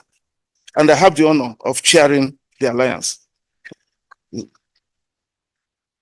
These institutions recognize that we face common challenges. And recently, we see those challenges. Lots of pushback from certain institutions. We saw international agencies questioning their multilateral status and requesting that they should be denied their treaty-based preferred creditor status and treated like commercial lenders, thereby subjecting them to significant haircuts in debt restructuring undertaken by African countries. This, if allowed to happen, will expose these institutions to significant financial risk and could lead to rating downgrades due to the perceived weakening of shareholder support by credit rating agencies. It also undermines continental development and integration ambition, as these African multilateral financial institutions are among the leading supporters of African integration through trade, investment, and infrastructure financing to support the implementation of the AfCFTA, and they used Agenda 2063. It is for this reason and more that the club was launched, as I mentioned earlier, in collaboration with the African Union Commission on the sidelines of the 37th ordinary session of the Assembly of the African Union under the patronage of His Excellency Nana Akufo-Addo, the President of Ghana, in his capacity as the African Union champion for African Union financial institutions. Your Excellencies, distinguished ladies and gentlemen, before I close, allow me to make some key summarizing points. First, we will not be able as a continent to build a reservoir of capital. We will not be able to accumulate capital required to fund that development unless we support our multilateral financial institutions. The support we received during the inauguration of the Africa Club, evidenced by the participation of the heads of state of Ghana, Zambia, and Kenya, and also other heads of states who sent representatives, is indicative of the shift towards the desired direction. We welcome the statement from His Excellency President Nana Akufo-Addo, the President of Ghana, in a recent joint publication in Economist with the heads of state from Kenya and Zambia. He wrote, and I quote, "It is critical that these institutions, that is the African multilateral financial institutions, have the full weight of the AU member states behind them and the appropriate capital to continue serving Africa's development. To this end, Ghana has proposed that each African country go beyond its existing paid-in capital and invest a minimum of 30% of its sovereign reserves in African multilateral institutions," unquote. Second, the multilateral financial institutions will not be able to do it all by themselves. It is important that we make deliberate efforts to develop a thriving and well-functioning financial services sector, but in a way that ensures strong participation of Africa-controlled banks. Nigeria has actually done well in this regard, and it's an example for many other African countries. One way to achieve the objective of having strong participation of Africa-controlled banks is by implementing strong local content regulations. And of course, a strong group of multilateral financial institutions will also support the financial services sector. In that regard, Afreximbank recently launched the African Banks Acquisition Strategy that supports homegrown banks through advisory and advocacy, strategic investments, and provision of financing and acquisition investments. Under this strategy, Afreximbank has supported a number of acquisitions already and disbursed over $750 million, making it possible for Africans to acquire banks being sold by exiting international banks. Third, we must pay attention to policies that help convert the continent's abundant labor supply into capital. Our industrial policies must take this into consideration. In this regard, I would like to congratulate His Excellency Bola Ahmed Tinubu for the recent launch of the Outsource to Nigeria initiative by His Excellency Kashim Shettima, the Vice President of the Federal Republic of Nigeria. It is initiatives like this that will help take advantage of the abundant labor supply that we have by ensuring that the young demographic in Nigeria and indeed in Africa works in our favor today and in the future. Your Excellencies, distinguished ladies and gentlemen, as I conclude, please permit me to once again thank the leadership of the Academy of International Affairs for the opportunity to address you today. I also look forward to our developing a partnership that will make it possible for us to tap into your pool of knowledge. So many years, if you calculate what it will mean for all of you gathered here, and also with them bring also support, material and financial, to make sure that it becomes a win-win partnership for us and the continent. Thank you.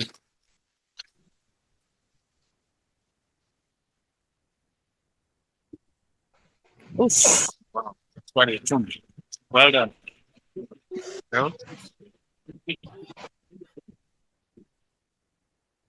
Thank you for the resounding applause. Thank you for the tour de force. Professor Benedict Orama, we are indeed grateful. my colleague took notes, and I'm sure quite a number of us also tried to take some notes. And so there will be a kind of quick executive summary of, and there will be a communique at the end of this process. But I'm told that there might be some areas that the keynote speaker may wish to shed some light on. So we'll take about 3 questions from the audience, if there are any. I have the microphone here, so if you just indicate by raising up your hands, we'll bring the microphone to you where you are, and you ask a question, and we'll go on with the program this morning. I know the morning is still quite young, so but please. Yeah.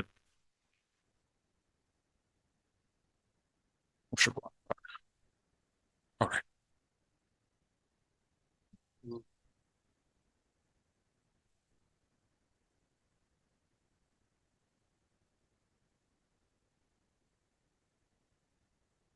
I think Ambassador Igali, I think the chairman needed your attention. Yes, sir. Thank you. The police band, while you just put some music in the background quickly, please. And then we would have, since we're not entertaining any questions from members of the audience, means that we have been wonderful students. So if they set any exams for us now, we're passing flying colors. Thank you all very much. It's been an interesting afternoon. Thank you, Professor Oramma, for a wonderful session. Thankfully, we'll have a communique at the end of this. We'll have an executive summary of the lecture as well.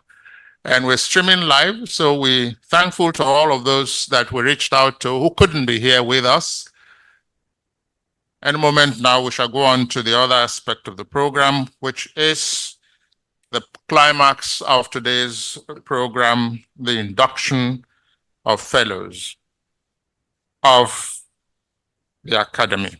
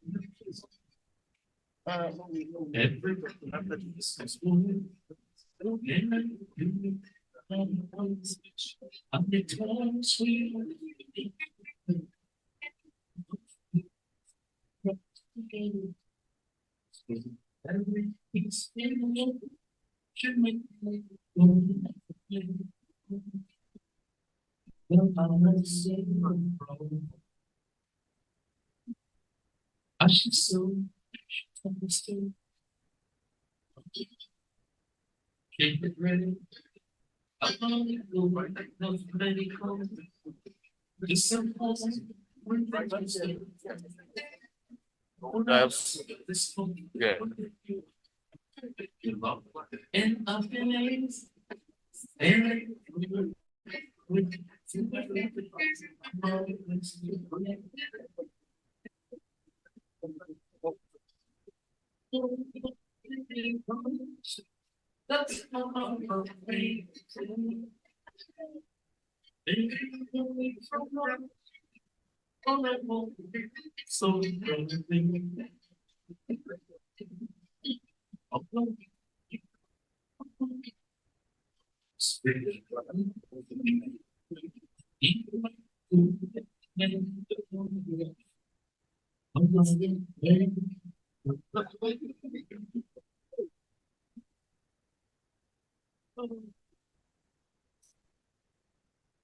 No, Sarah, go on, and then the 12th.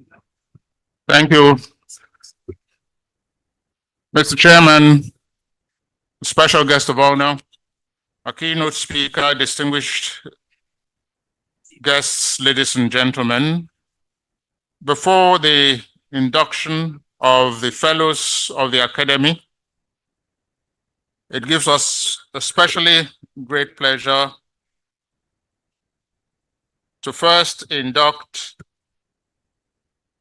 our Professor of International Trade and Finance and President of Afrexim Bank, Professor Benedict Okeorama, CON, and I have the special privilege and pleasure to invite to assist our chairman in robing our distinguished keynote speaker and president of Afrexim Bank, to assist the chairman in this process. May I invite Ambassador Dr. Godnos Bolade Igali and Professor Noble Lady Viola Onliri to join along with the chairman, General Yakubu Gowon, to robe our keynote speaker and induct him as an honorary fellow of the Academy. And Professor Bolaji Akinteriwa, our senior colleague. Please, please. Thank you, sir. Professor Bola A. Akinteriwa. Thank you.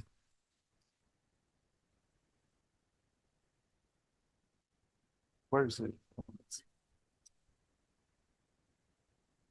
Okay.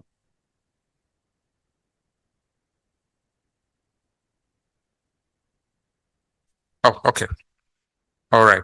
Professor Akinteriwa and Professor Viola Onliri. Yes, please. So we need to step up there a bit so that we can. And then the chairman would.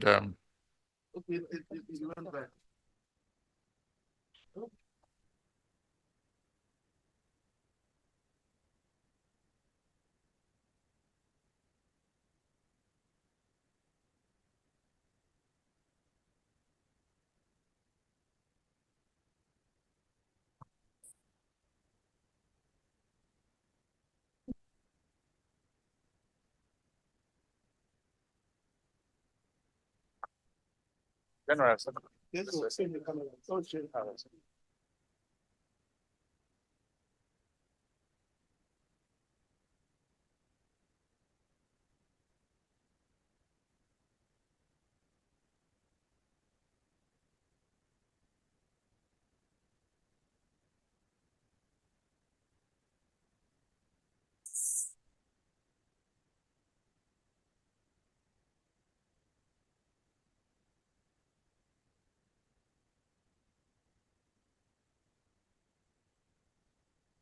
Indeed, an honor to have in our midst Professor Benedict Orama, CON, a man who has delivered a lecture, of course, that will open new frontiers in our minds and expand the scope, especially as Nigeria continues to project itself out there among community of nations.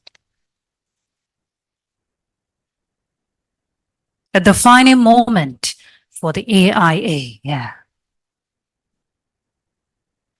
And while that is ongoing, all the fellows to be inducted today should please get ready very shortly. We'll go into that properly.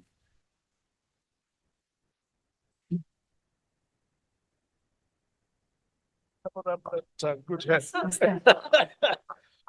Sorry.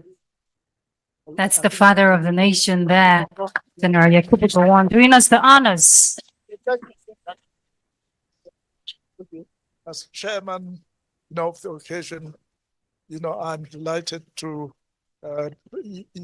recognize you as the honorary, pattern of the, occasion of the academy. Oh, this is, yeah. I see. Okay. Okay. Oh, the camera. Yeah. So this is. A round of applause, please, for Professor Rama.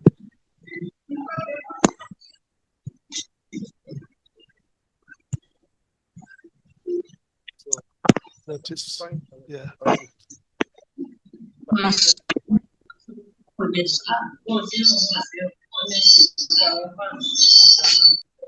Congratulations. Thank you very much. You.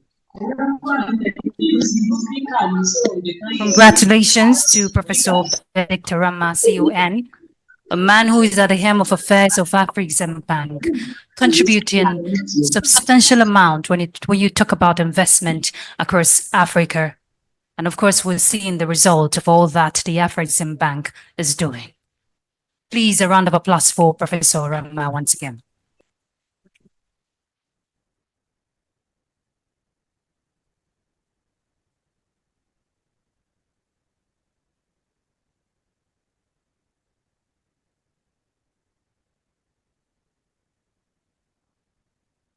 Thank you. Thank We'll you. get into that point. Uncle Ohi. Okay, indeed. Thank you very much, most distinguished guests, ladies and gentlemen. We are now at that point where we should now induct fellows of the Academy.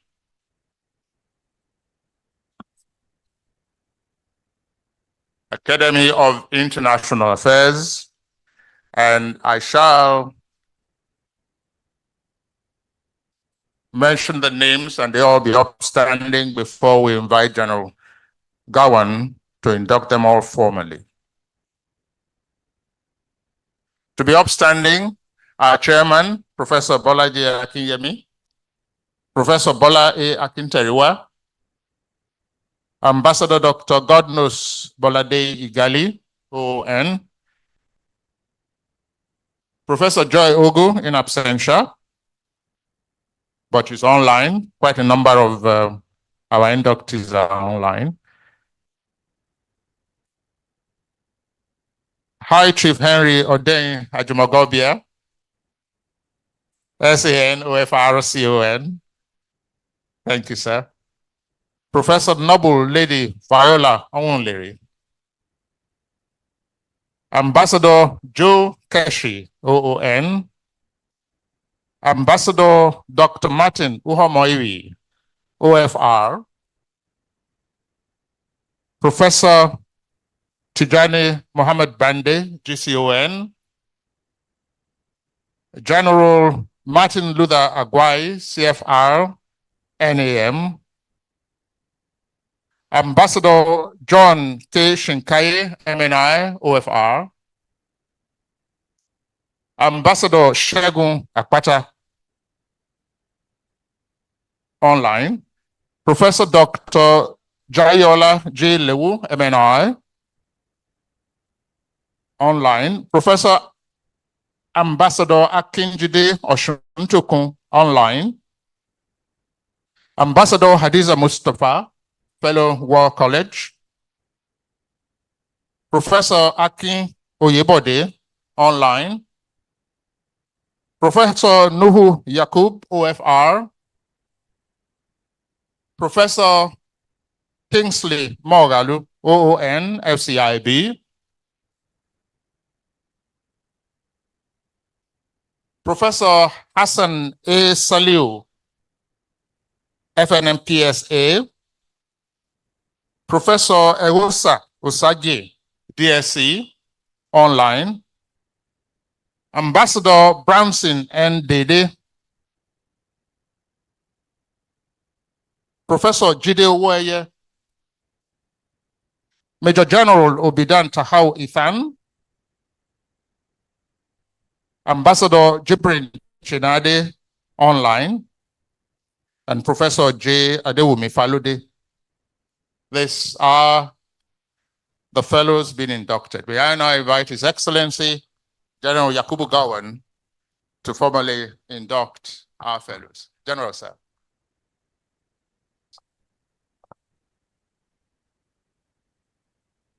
As chairman of the occasion, I hereby induct you all as president and fellows of the Academy of International Affairs, Nigeria. Congratulations. Congratulations to all of you. Well, now you can put on your cap. I think the tassel should be on the left. The tassel should be on the left. Good. Excellent. Well done, and my congratulations, and I salute. Thank you very much. Thank you. Thank you very much, sir. While the general takes a seat, would urge us to file out now for a handshake with the chairman, General Yakubu Gawan, and to receive your plaques from our chairman. So go in that order once more. Oh, okay. Please, let's file out and receive our plaques. Ambassador Godness Igali, please step forth. Professor Bola Kinteriwa, please step forth.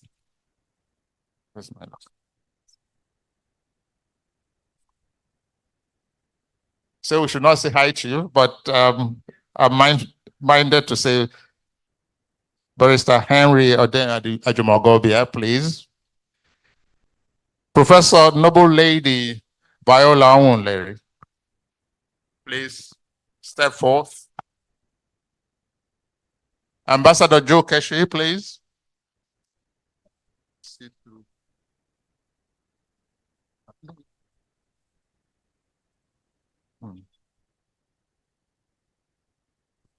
Thank you, sirs.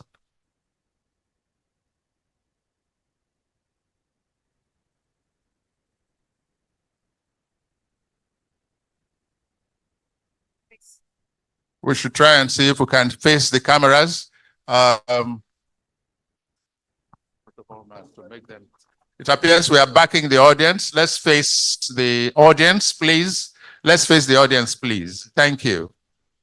Thank you. Thank you very much. Yes.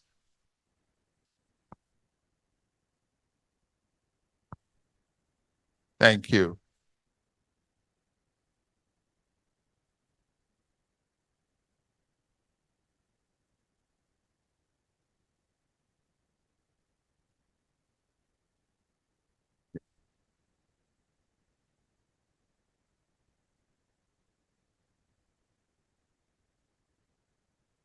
Ambassador Dr. Martin Uhamoiwi, OFR, please. His Excellency, Ambassador Professor Tijani Mohammed Bande, GCON. Welcome back to Nigeria. Former Director General, National Institute of Policy and Strategic Studies, former permanent representative to the United Nations. We also specially welcome General Martin Luther Agwai, CFR, former Chief of Army Staff, former Chief of Defense Staff of Nigeria, former United Nations Force Commander in Darfur. I'm mindful not to put the retired after General.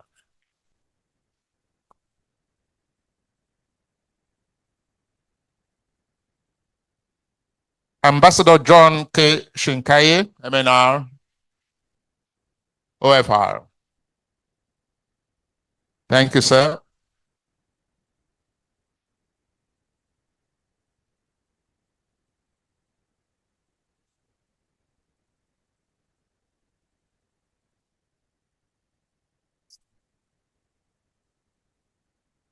Ambassador Hadiza Mustafa, fellow War College, former High Commissioner to Cameroon, former advisor, Africa Union, special representative and advisor, Lake Chad Basin Commission.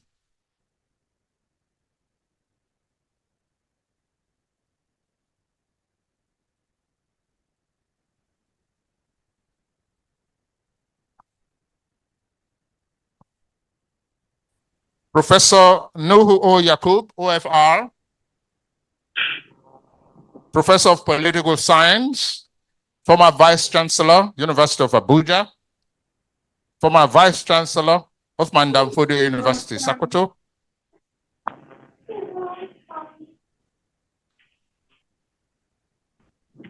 Former Vice Chancellor, Sokoto State University, Professor Nuhu Yakub. Professor Kingsley C. Mogalu, ON, FCIB, Professor of Political Economy, former Deputy Governor, Central Bank of Nigeria, Professor of Practice in International Business and Public Policy. Congratulations, sir. Professor Hassan A. Saliu, Professor of Political Science, President, Nigerian Political Science Association.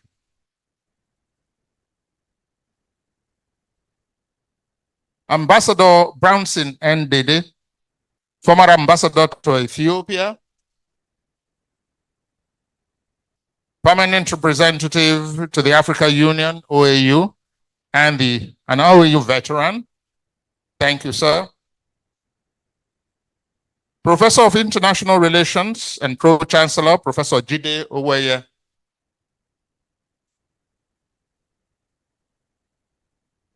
We welcome Major General Obiden Tahau Ithan. Thank you, sir. Pioneer General Officer Commanding GOC 7th Division of the Nigerian Army.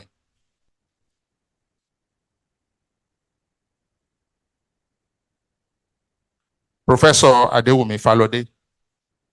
Thank you very much. Professor of International Relations and Strategic Studies. Other members who have been inducted today include Ambassador Jibrin Chinade, which has been done online, Professor Akin Oyebode, Ambassador Professor Akinjide Oshuntoku, Ambassador Dr. Jayola J. Lewu MNI, and Ambassador Shegun Akpata, who were unable to be with us here, but we are doing all of these online with them, including Professor Joy Ogu, OFR, Professor of International Affairs, former Director General of the Nigerian Institute of International Affairs, former Foreign Minister, and former Permanent Representative to the United Nations, and second Vice President of the AIA. Congratulations, one and all. We are indeed grateful.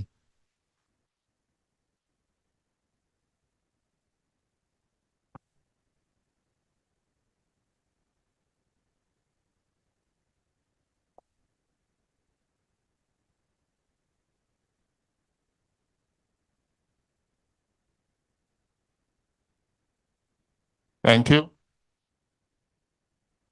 Oh, wow. Oh, yeah. Okay, you go on. Go ahead. Thank you. Yes. Shut fast. All right, thank you very much. And congratulations to all the inductees. At this juncture, Your Excellencies, distinguished guest, will call on His Excellency, representative of the Vice President of the Federal Republic of Nigeria, Ambassador Dr. Hakim Baba Ahmed. He's a special advisor on political matters to the Vice President. Please, a warm round of applause for him. Thank you.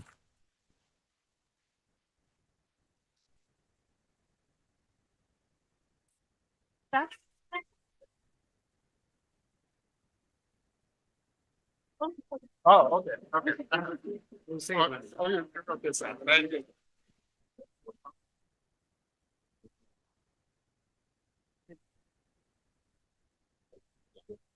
The chairman of the occasion, father of the nation, General Yakubu Gowon. I'm one of the very few people here who have the privilege to say my senior brother before I say the father of the nation. But we'll keep that secret to ourselves. Chairman and president of the Academy, members of the Academy, Your Excellencies, My little time in the Ministry of Foreign Affairs taught me that once you say Your Excellency, 10 different people turn back and answer. Everybody is their excellencies. We've coming to the end of the time. I'll try and be quick. My principal, the Vice President of the Federal Republic of Nigeria, sends his best regards and asked me to represent him given the fact that we have a Federal Executive Council meeting today. I have a short speech to read on his behalf. It's a great honor to witness the birth of an academy that has great potential to make great improvements in the management of our foreign policy as we speak and in the future. It is even more remarkable that the inspiration and the impetus behind the formation of this academy was entirely the initiative of distinguished foreign service officers who have paid their dues to our country many times over.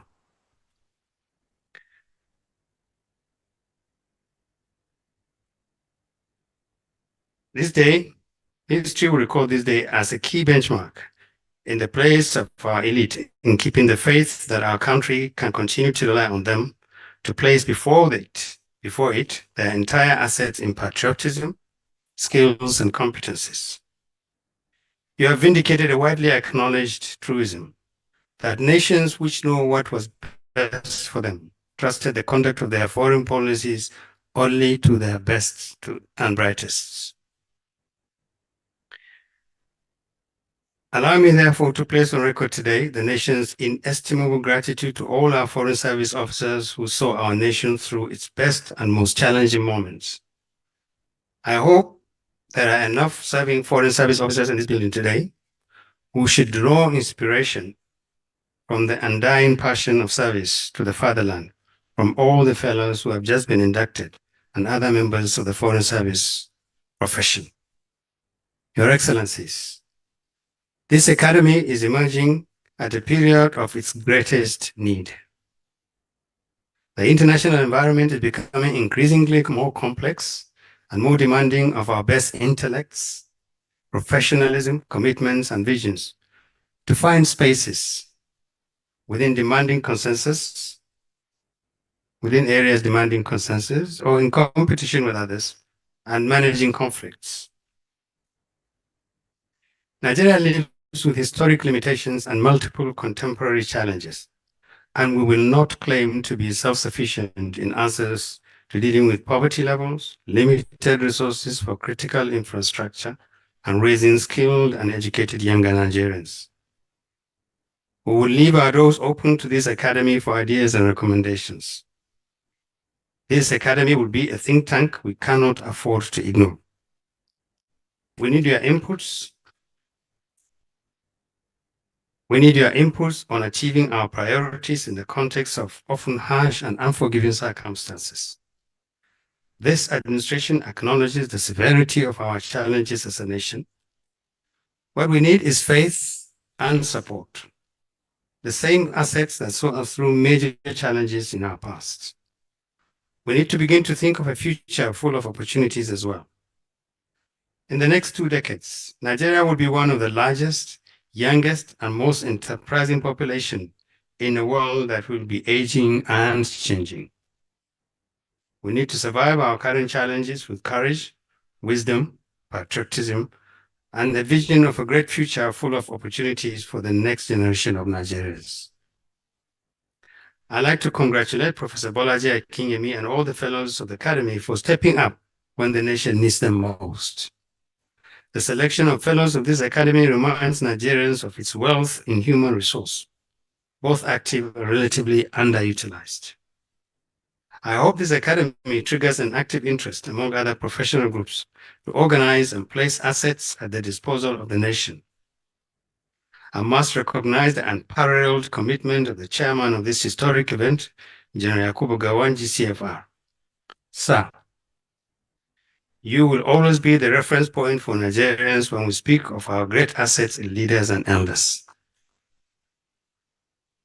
I look forward to submitting the lecture of Professor Benedict Orama, CON, under very close scrutiny and utilize many of his very useful insights and recommendations. I thank members of the global diplomatic community for accepting to be part of this great event. Thank you all. May God bless our country. Thank you.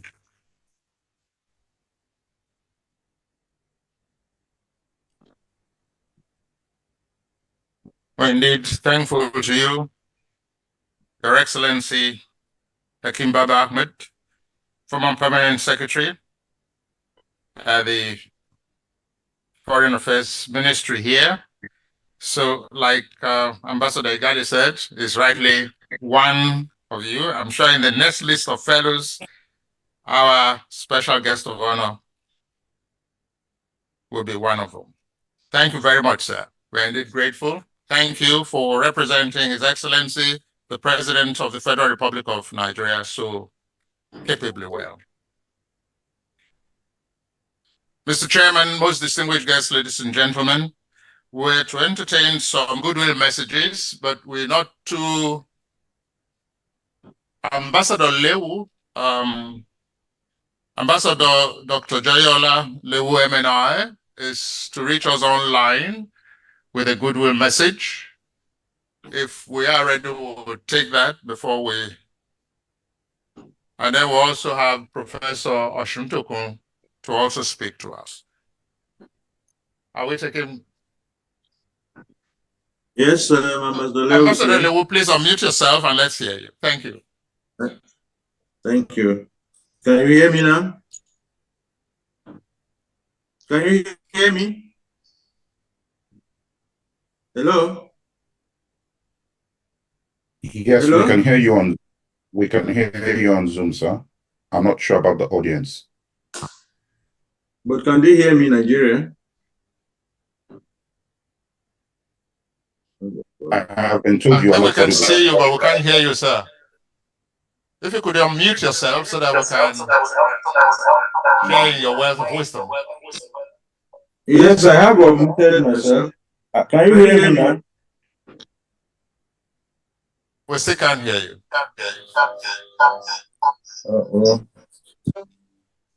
I guess we're almost there.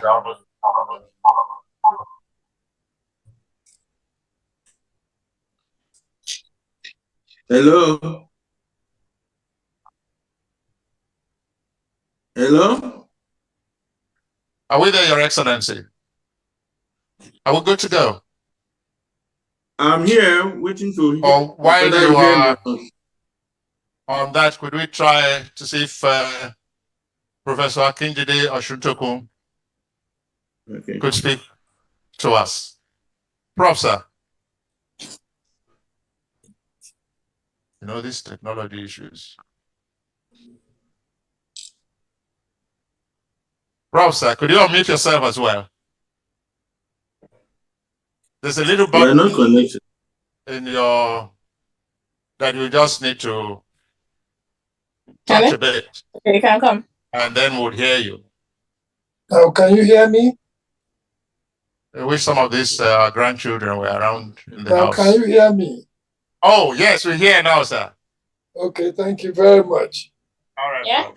Yeah. Your Excellency, the revered former head of state, General Yakubu Gowon, and all other excellencies, and my dear friend, Professor Bolaji Akinyemi, who inspired the formation of this academy. I'm very happy to be part of it. I would have wanted to come to Abuja, but for some problems regarding my current state of health. But I'm okay. I'm not on the departure lounge yet. We hope, and I wish this academy all the best and all the successes that it will attain. It is made up of distinguished gentlemen, former ministers, academics like myself, who have had opportunity to serve at various levels of government. We hope that we will make all our experiences available to this academy so that when it speaks, or when our chairman or president speaks, he will be speaking with solid authority. Thank you very much. God bless you all as you go back home. Thank you. Let's put our hands together for Prof. Can we still see Ambassador Lewu, if we've been able to, if we can still hear from you, please? Hello? Yes. Oh, fantastic. Thank you, sir. Oh, you're able to hear me now? Yes, we do, sir.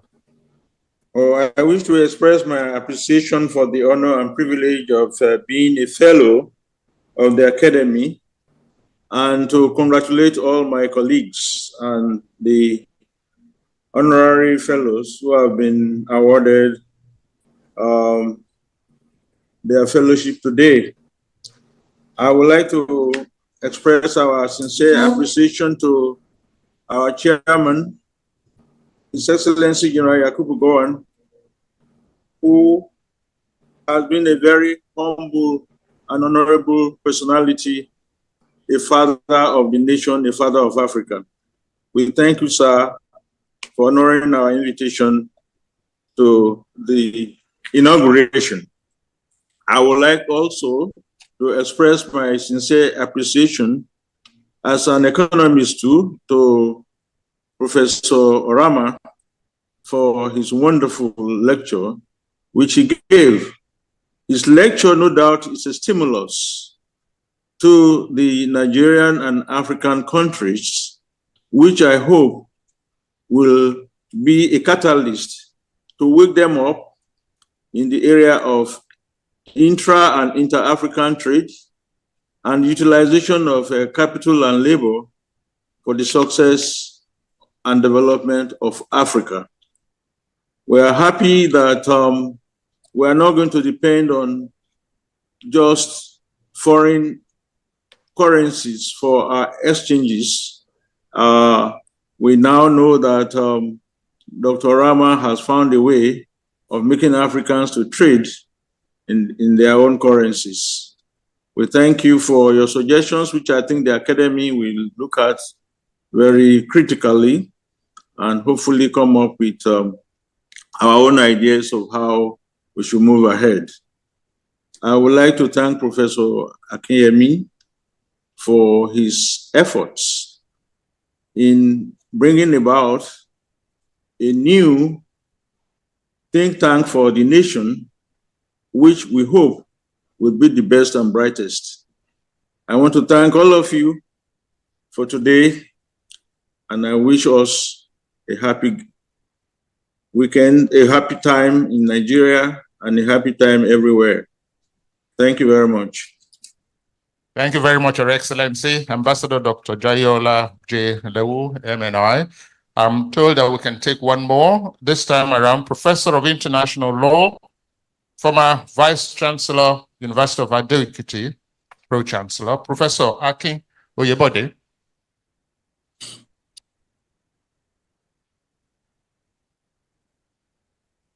Do we have him online, please?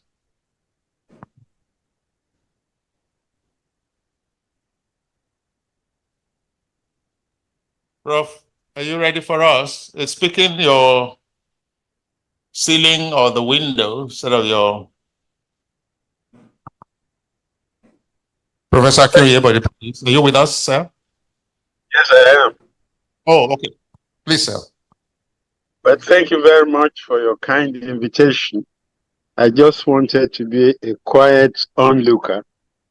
But since you've requested me to speak, let me begin by congratulating Professor Bolaji Akinyemi for his wonderful initiative in formally bringing into being the Nigerian Academy of International Affairs. It's a great day for Nigeria. It's a great day for all the fellows, their friends and relatives. We're indeed happy and grateful to God for witnessing this day.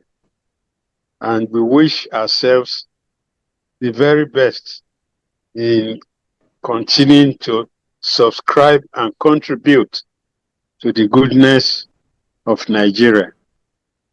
I thank you very much for the kind invitation. Thank you very much. Well, thank you, Mr. Chairman, distinguished guests, ladies and gentlemen. We've almost come to the end, but we must express our gratitude to one and all. And I would have the special privilege and pleasure in a moment to invite another professor and the former Director General of the Nigerian Institute of International Affairs, NIA, and Secretary General of the Academy to move the vote of thanks. Before then, permit me to specially recognize the presence of Ambassador Wadibi Anyanwu, former Permanent Secretary, Ministry of Foreign Affairs. Thank you, Your Excellency. Thank you, Ma. We are indeed honored by your presence. We also wish to specially recognize the presence of the former Permanent Secretary, Ministry of Labor, Dr. Timiebi Koripamo Agari. Thank you, Ma. We are indeed honored by your presence. But we now welcome Professor Paula Akinteriwa. That's you.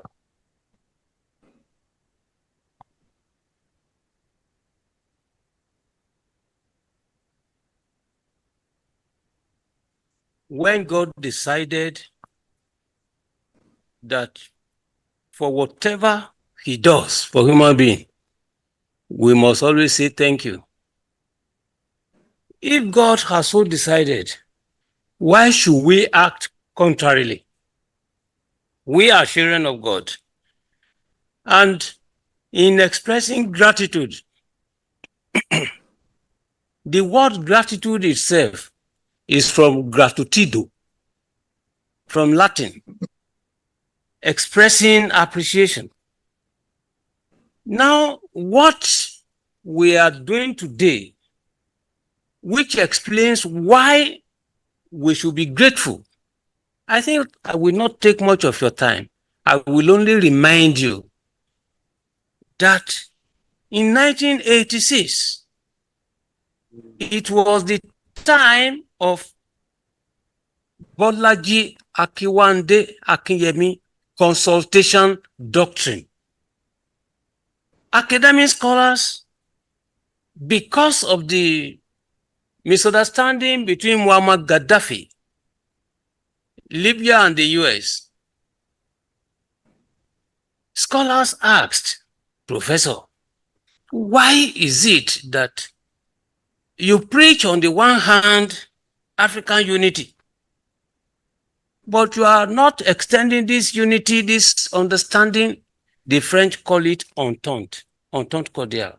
Why are you not extending it to Libya?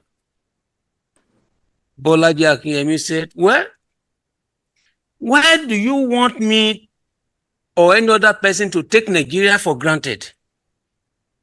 Libya, Muammar Gaddafi, by the time he was creating problems for himself at the level of Libyo-American relations, he didn't consult with us. Don't take Nigeria's offer of assistance, solidarity for granted. Consult us every time you need our support.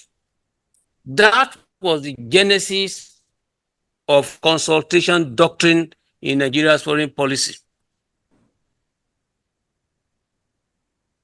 In 1987, the Technical Aid Corps Scheme.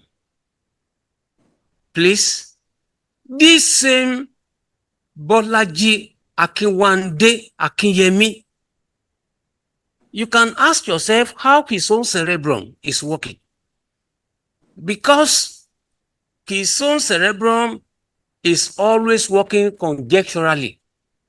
The methodology is not always to look backward, but to see what is most likely to happen in the future. The legacy of Nigeria's foreign policy as of today, one major element of it all, is this Technical Aid Corps Scheme. I say I wouldn't bother you too much, but I will still tell you, what about the concert of medium powers?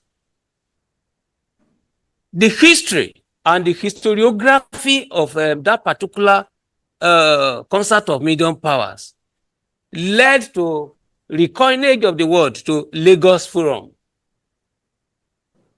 What Professor Akinyemi is simply saying is that, look, whatever you have, you can take advantage of it and still get to where you want to get to. Some scholars, observers have said that, you see, if you do not reshape, reconstitute the domestic level, you won't forge ahead. No, Professor Akinyemi doesn't believe in that. In fact, the setback you have at the domestic level is precisely what you need to reproject yourself internationally. And that was the idea. I won't take much of your time. Vote of thanks is what I'm supposed to give. But you see, this idea of an academy of international affairs, when he sleeps, he thinks. He goes to toilet, he thinks. He is sleeping on the bed, he thinks. He is now thinking of saying, look, at the end of the day, even if I'm aging, why should I die and not see a better Nigeria? Why should I be a politologist? And then we are having this problem. So if we are talking about gratitude, I think the first one should go, you know, it will be disrespectful to say, Mr. President, stand up so that the whole people can clap for you. But I think since I am the commander of Major General Gowon here, going on with One Nigeria here, please, our president, thank us for stand up for special recognition so that we are to thank you.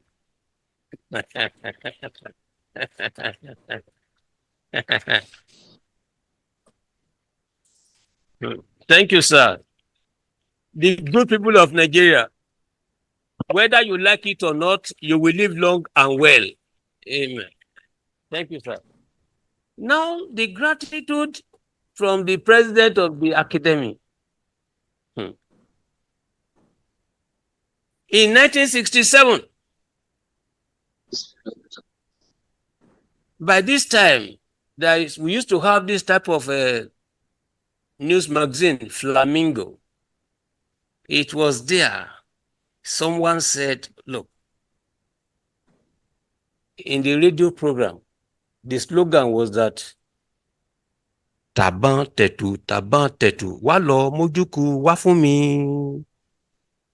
Simply meaning that, look, General Gowon didn't want war, made it police operation. But the way he was handling that one, people were so much enthused, and they said, go on with One Nigeria. That was the slogan, especially February 12, 1970, when General Philip F. Young surrendered unconditionally to say, let us move forward.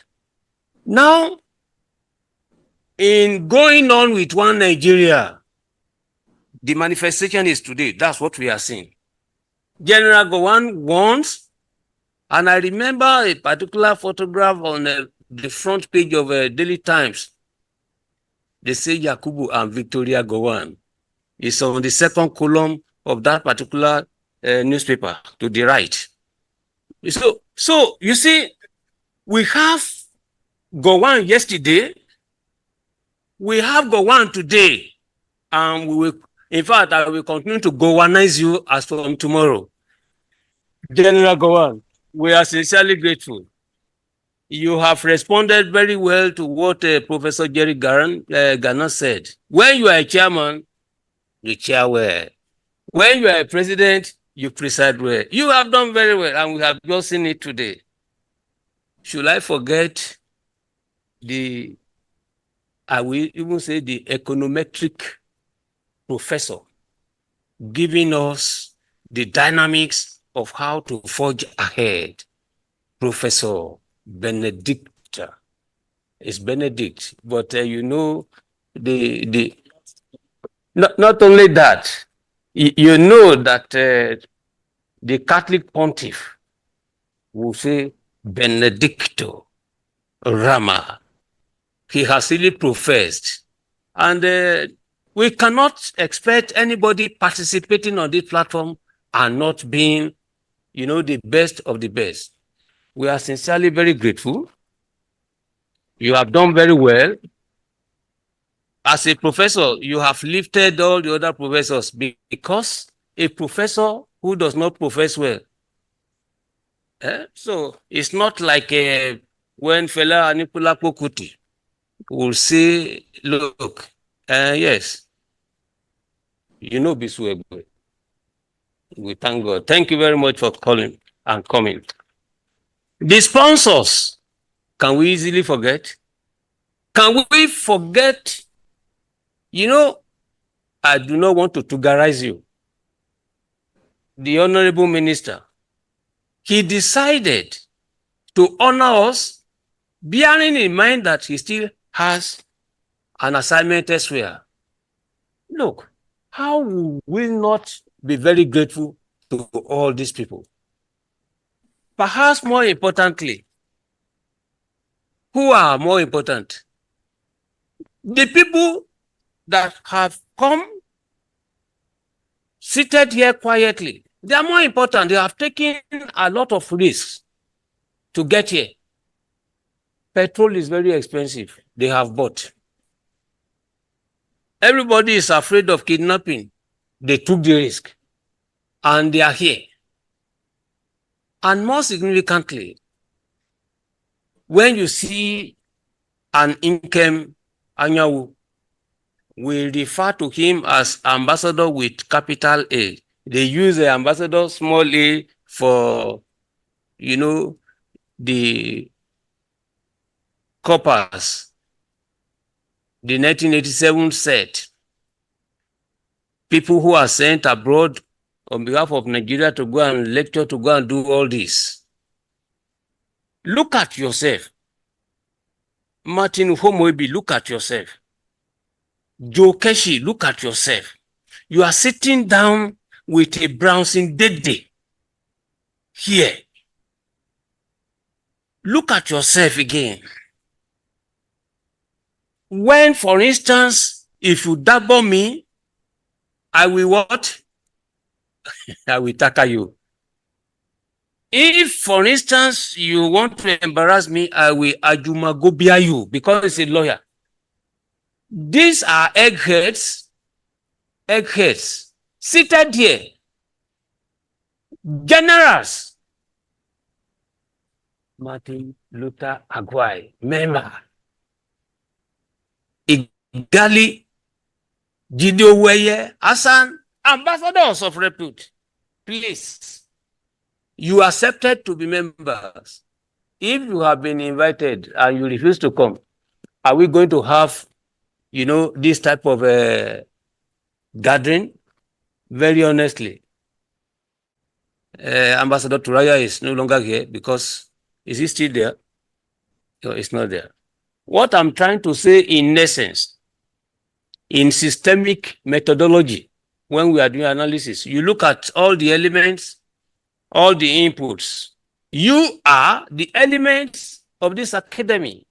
So what this particular gratitude is all about is nothing more than a special request to say that, look, the issue is not the induction, but more importantly, how do we move forward? The thinker, the critical thinker, Professor Akinyemi, will be happier to have the academy succeed. Engage in critical thinking, in diplomatic engagements in all its ramifications. I think he will be happier. Even if he wants to go to heaven, because we know how God works too. The gate is there in heaven. They don't always open for everybody. The gate can be locked. So if you think you want to die, you die, then they will send you back. You will wake up. It is on this note that I want to specifically thank everyone. In fact, I compelled my wife to come and join me here. I thank you especially, Mrs. Akite, for coming here. On this note, I do not want to, I'm only going. Thank you to all of you.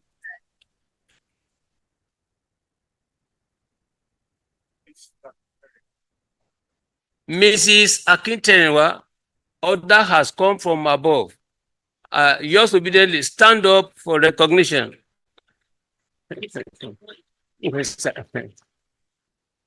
Mrs. Her Excellency Igali has also come to yes.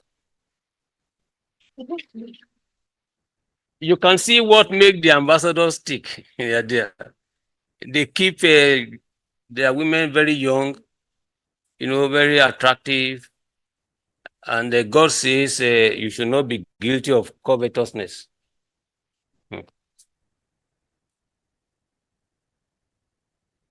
Thank you, ma. Mommy, you have done very well.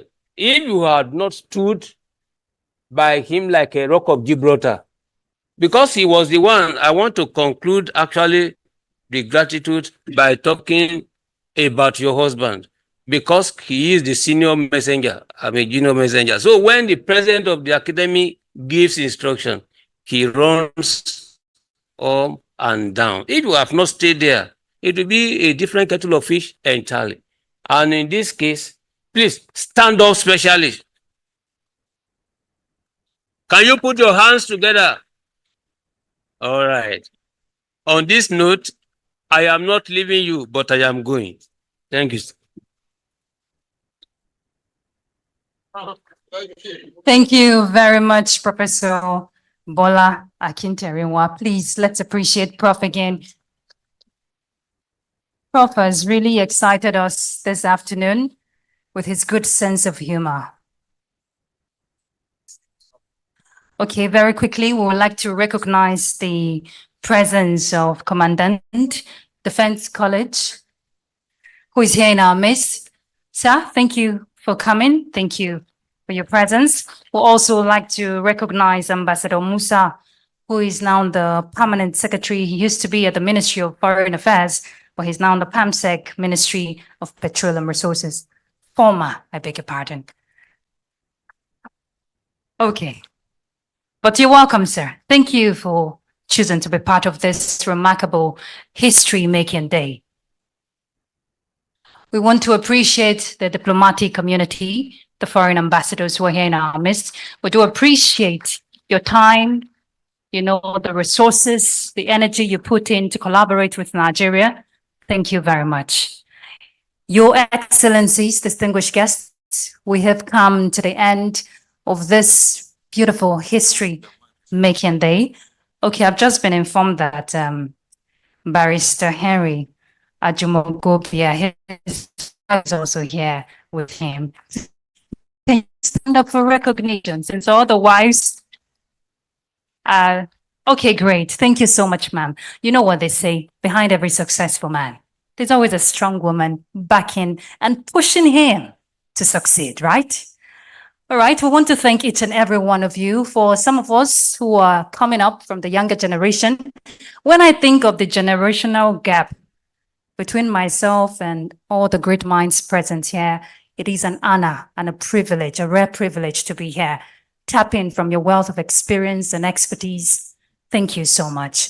And like Professor Orama has said, it is time to look at the policies of our abundance of labor so that we can see the supply of capital, not just for Nigeria, but for Africa as a whole. Uncle Ohi. Okay, don't forget to, after we call for the national anthem, there will be a group photograph of all the inducted fellows here present, together with our able chairman, His Excellencies. So please, just immediately at the foyer downstairs, please. Thank you very much. And please, I'd like to crave your indulgence while I will ponder on the thoughts that has been shared and getting ready to kick off the AIA. Please be upstanding for the national anthem.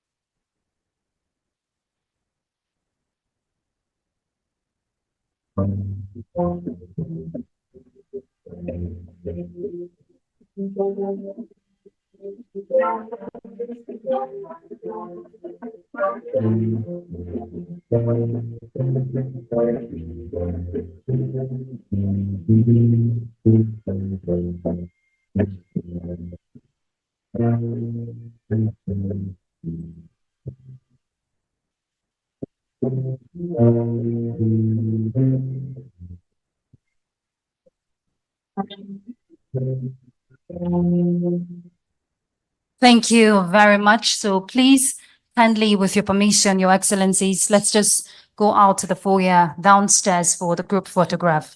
Thank you. Thank you. Thank you very much.